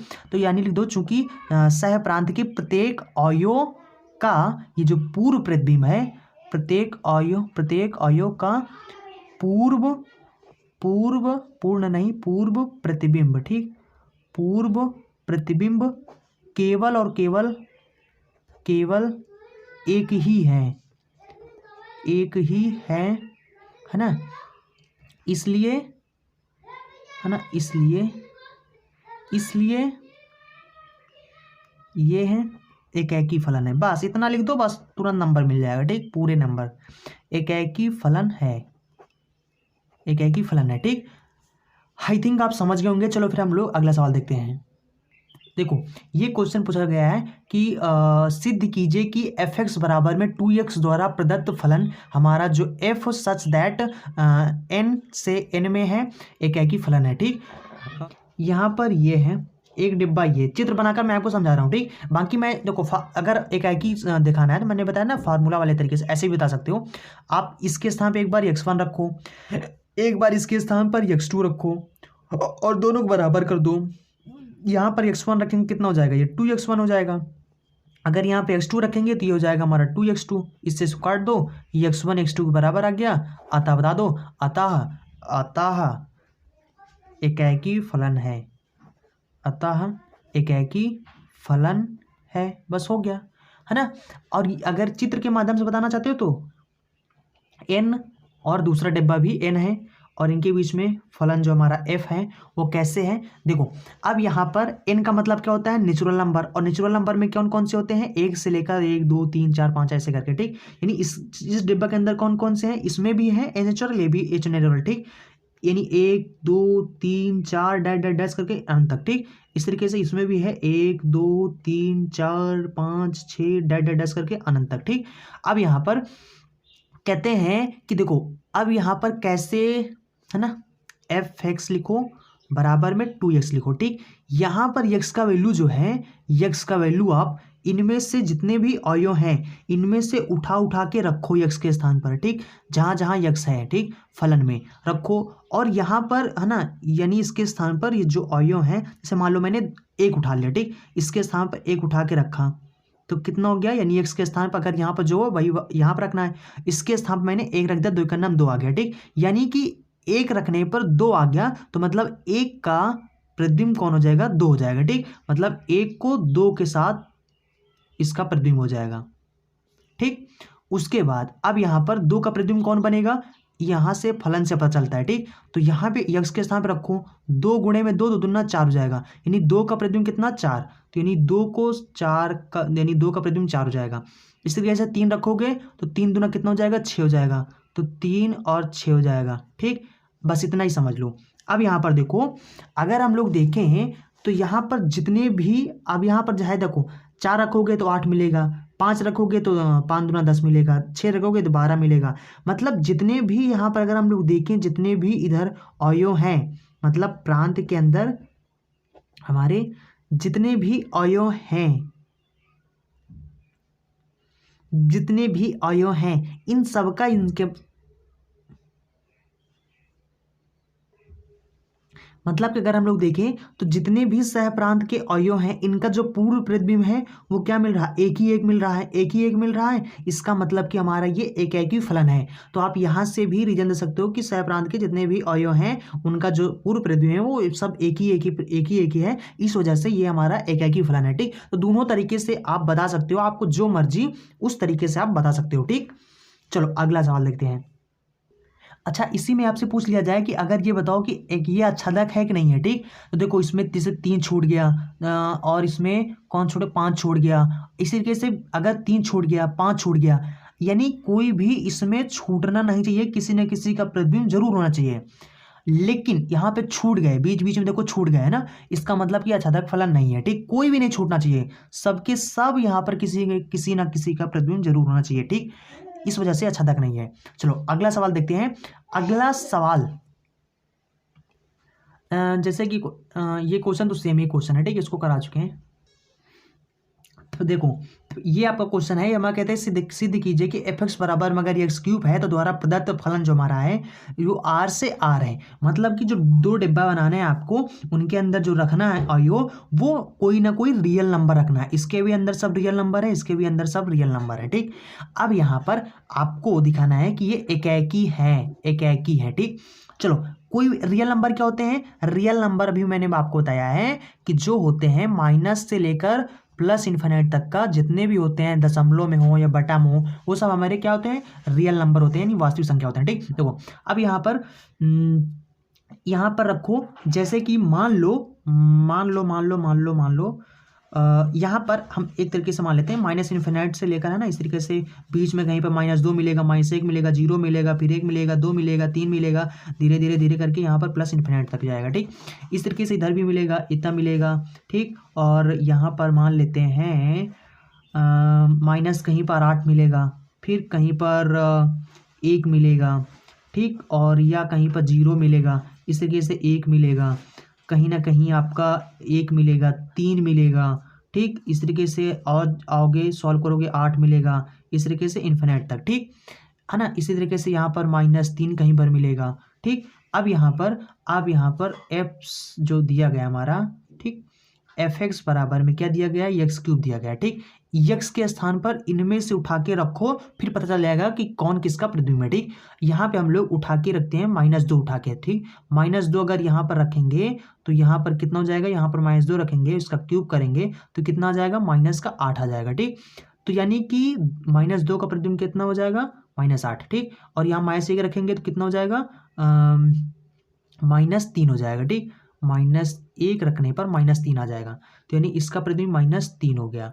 ठीक, उसके बाद 0 रखोगे तो 0 आ जाएगा। ठीक, उसके बाद यहाँ पर 1 रखोगे तो 3 आ जाएगा। ठीक, 2 रखोगे तो 8 आ जाएगा। ठीक, अगर हम लोग देखें तो इसमें देखें तो भी देखो कोई भी यहाँ पर ऐसा नहीं है कि -2 भी, -2 का प्रतिबिंब भी -8 है और 1 का प्रतिबिंब भी यहाँ पर हमारा -8 है, ऐसा नहीं है ना। अगर ऐसा होता तो ये एक ही ना होता, लेकिन ऐसा नहीं है, सबका अलग अलग आ रहा है, सबका अलग अलग आ रहा है, मतलब किसी के भी पीछे 2-3 लोग नहीं लगे हैं। ठीक, तो इसका मतलब कि एक ही है, सब लोग अकेले अकेले हैं। ठीक, तो यानी एक ही, अतः हम बोल सकते हैं कि एक ही, अतः फलन हमारा कैसा है, रीजन दे देना है। ठीक, रीजन बता देना क्यों एक ही बोल रहे हैं, अतः एक ही है। क्यों एक ही बोला, क्योंकि इसमें जितने भी सहप्रांत के जितने भी अवयव हैं इन सब का पूर्ण प्रतिबिंब बस एक ही है। ठीक, इस वजह से ये हमारा एक ही फलन है। और अगर यहाँ पर फार्मूला द्वारा दिखाना चाहते हो तो यहाँ पर इसके स्थान पर x1 रखोगे तो x1 का क्यूब हो जाएगा, यहाँ पर x2 रखोगे तो x2 का क्यूब हो जाएगा, दोनों को बराबर कर दो तो कितना हो जाएगा, x1 का क्यूब बराबर में x2 का क्यूब, दोनों को इधर लाओगे तो कितना हो जाएगा, x1, अच्छा घात काट नहीं देना, डायरेक्ट इधर लाना। ठीक, बोले इधर लाओगे कितना हो जाएगा, x1 का क्यूब x2 का क्यूब हो जाएगा बराबर 0 हो जाएगा। इधर इसका सूत्र क्या होता है, x1 - x2 हो जाएगा। उसके बाद या x1 का स्क्वायर प्लस में x2 का स्क्वायर प्लस में x1 x2 हो जाएगा। ठीक, अब इसका तो यहाँ पर क्या बोलते हैं उसको, है ना, गुणनखंड तो होगा नहीं, तो इसलिए इसको ये अमान्य है। ठीक, इसलिए इसको छोड़ देना है। तो यहाँ पर कितना हो जाएगा, फिर इसको इधर भेज देंगे तो बराबर के उस पार 0 हो जाएगा, भेज देंगे बराबर 0 हो जाएगा, तो हो जाएगा x1 - x2 बचेगा बराबर 0 हो जाएगा। इसको उधर भेज दोगे तो यानी x1 बराबर x2 आ जाएगा। ठीक, अगर x1 x2 के बराबर है तो अतः यहाँ से भी हम लोग बोल सकते हैं कि हमारा एक ही फलन है। ठीक, तो आप चाहे चित्र बनाकर समझा दो और चाहे आप यहाँ पर फार्मूला के जरिए बता सकते हो। ठीक, अच्छा ये हमारा एक अच्छा तक फलन है। यहाँ पर देखो ना, एक छूट गया और यहाँ पर इस तरीके से बीच बीच में छूट गए, बाकी हमने तो यहाँ पर क्रम से रखा लेकिन यहाँ पर बीच बीच में छूट गए, यानी कि छूट रहे हैं, बीच बीच में छूट रहे हैं, यानी इसके सह प्रांत और इसका जो परिसर है दोनों बराबर नहीं है। इसका मतलब कि हमारा जो फलन है ये वाला, ये आच्छादक नहीं है। अब देखो ये वाला हमारा जो बहुत मोस्ट इंपॉर्टेंट क्वेश्चन है। ठीक, बार बार आपको मिलेगा, सिद्ध कीजिए कि fx बराबर में 3x द्वारा परिभाषित फलन, ये आपका बहुविकल्पी में क्वेश्चन आ जाता है। ठीक, ये हो सकता है कि आपके बोर्ड एग्जाम में ये पक्का आ जाए, हो सकता है। ठीक, क्योंकि मैं 100% नहीं बोल रहा हूँ, मैं कोई भविष्यवाणी नहीं कर रहा हूँ ना, मैं क्योंकि मैं कर नहीं सकता ना, ज्योतिष तो हूँ नहीं। ठीक, तो अब क्योंकि और दूसरा मैंने पेपर तो अपने हाथ से बनाया नहीं, इसलिए हो सकता है आ जाए, एक्सपेक्टेड क्वेश्चन है, मोस्ट इंपॉर्टेंट है, हो सकता है आ जाए। मैं ये नहीं कहता हूँ कि आ ही जाएगा। ठीक, मैं ये कहता हूँ देखो एक्सपेक्टेड है। अब मैंने तो पेपर बनाया नहीं आपका, है ना, जो पेपर है वो तो बन चुका है, जो आना होगा वही आएगा, लेकिन हो सकता है कि क्योंकि बार बार आता है इसलिए इस वजह से आ सकता है। ठीक, चलो ठीक है। अब यहाँ पर कहा गया कि दोनों डिब्बा क्या है हमारे, R से R में है। ठीक, तो यहाँ पर R रखो, यहाँ पे R रखो। रियल नंबर का मतलब क्या होता है, रियल नंबर के अंदर दशमलव वाले भी आ जाते हैं, जैसे कि 1/2 है, 1/2 को 0.5 लिख सकते हो ना, 2 से इसको बाद 2 5 10। ठीक, तो 0.5 बोल सकते हैं। तो यानी कि माइनस इन्फिनिट से लेकर प्लस इन्फिनिट के बीच में जितने भी होते हैं सब हमारे रियल नंबर होते हैं। ठीक, उठा के रख दो यहाँ पर। ठीक, यहाँ पर माइनस इन्फिनिट, यहाँ पर चलो 1/2 2 भी ले लेते हैं, 1/2 का मतलब 0.5, ठीक। उसके बाद यहाँ पर -2 रख के चेक कर सकते हो, ठीक। एक रख के चेक करते हो। यहाँ पर कहते हैं एकाकी भी है और आच्छादक भी है, ठीक। तो यहाँ पर अगर हम लोग देखें 0, यहाँ पर 1 ले लो, फिर उसके बाद 1/2 ले लेते हैं, फिर यहाँ पर -3 ले लेते हैं, उसके बाद धीरे धीरे यहाँ पर इन्फिनिट तक, ठीक। इस तरीके से इधर भी है पूरा जो भी है, ठीक, सब रियल नंबर हैं। अब यहाँ पर हम लोग f(x) बराबर में 3x दिया गया है, ठीक। 3x, ठीक। 3x दिया गया। अब यहाँ पर हम लोग सबसे पहले क्या करेंगे, इसके स्थान पर कोई भी उठा के रख दो। जैसे कि मान लो हमने यहाँ पर उठा के सबसे पहले 1 मान लो 2 रख दिया, ठीक। अगर 1/2 रखेंगे तो यहाँ पर कितना हो जाएगा, 3 गुणे में 1/2, तो यानी 3 का नाम 3, 3/2 आ जाएगा, ठीक। 3/2 आ गया। और यहाँ पर उसके बाद अगर यहाँ पर हम 2 रखें तो कितना हो जाएगा, -2 रखें तो कितना हो जाएगा, -6 आ जाएगा, ठीक। यानी कि -6 यहाँ कहीं पे मिलेगा, -2 रखने में -6 आ गया। और अगर 1/2 रखेंगे तो -3/2 आ जाएगा, ठीक। और कहने का मतलब है यहाँ पे अगर हम लोग 1 रखें, -1 रखेंगे तो -3 आ जाएगा, -3 आ जाएगा, ठीक। उसके बाद यहाँ पर 0 रखेंगे, 0 आ जाएगा।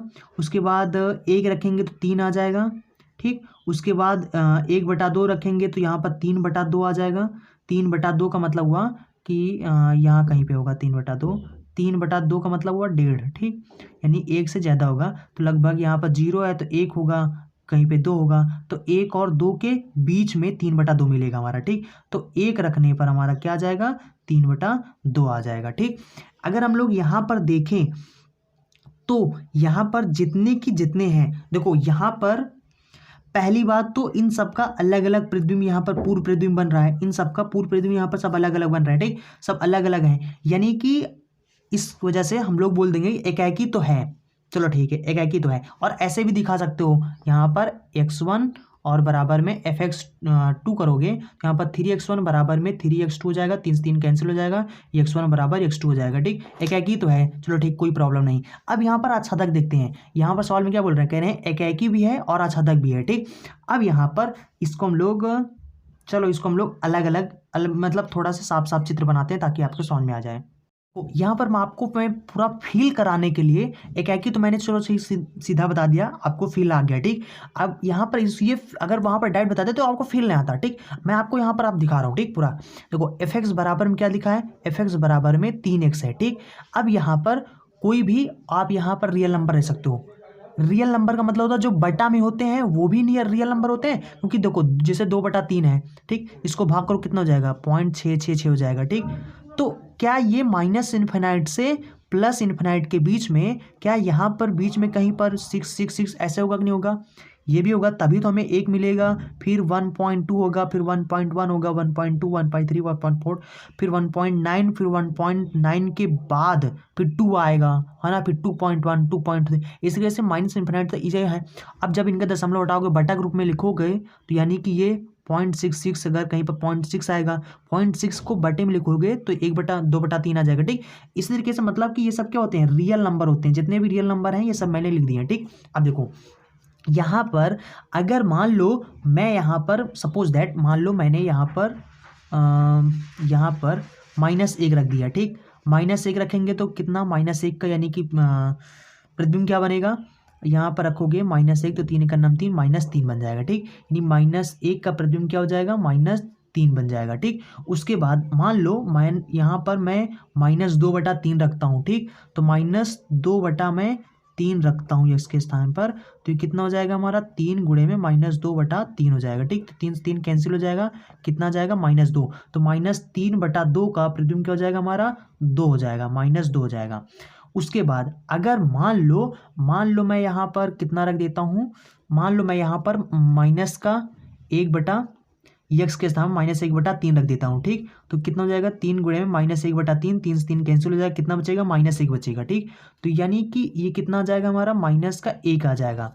उसके बाद 0 रखेंगे तो 0 आ जाएगा, ठीक। उसके बाद अगर हम लोग यहाँ पर 1/3 रखते हैं, मान लो x के स्थान पे 1/3 रखते हैं तो 3 गुणे में 1/3 बराबर 3 से 3 कैंसिल, कितना आ जाएगा, 1 आ जाएगा। यानी 1/3 का प्रतिचित्रण क्या हो जाएगा हमारा, मतलब प्रतिबिंब क्या हो जाएगा हमारा 1 आ जाएगा। इस तरीके से 2/3 रखेंगे, 2/3 इसके साथ रखेंगे, 3 गुणे में 2/3, 3 से 3 कैंसिल यानी 2 आ जाएगा। ठीक, तो 2/3 का कितना आ जाएगा 2 आ जाएगा।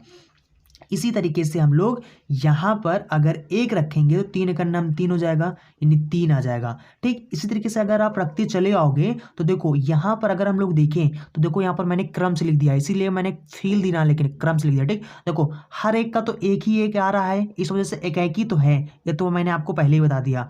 अब आच्छादक भी है, ये देख लो। ठीक, देखो -3 का भी प्रतिबिंब बन रहा है और यहाँ पूर्व प्रतिबिंब बन रहा है, और यहाँ मतलब यहाँ पर कोई भी देख लो, कोई भी यहाँ पर खाली, मतलब इस सह प्रांत में कोई भी खाली नहीं जा रहा। ठीक, -3 का भी प्रतिबिंब कहीं ना कहीं यानी किसी न किसी का है, -2 भी किसी न किसी प्रतिबिंब है, -1 भी किसी न किसी प्रतिबिंब, 0 भी है, 1 भी है, 2 भी है, 3 भी है, 4 भी है, इस तरीके से सब मिल जाएंगे। ठीक, इस डिब्बा के अंदर सब मिल जाएंगे, यानी कि ये जो आपका सह प्रांत है, इसमें जो सहप्रांत है ये सब क्या होते हैं, ये आपके परिसर हैं, ये सब क्या है परिसर हैं, परिसर हैं, परिसर हैं। ठीक, तो जितने भी इस डिब्बा के अंदर मिलेंगे सबका कोई ना कोई यानी ये सब किसी न किसी के प्रतिबिंब जरूर है।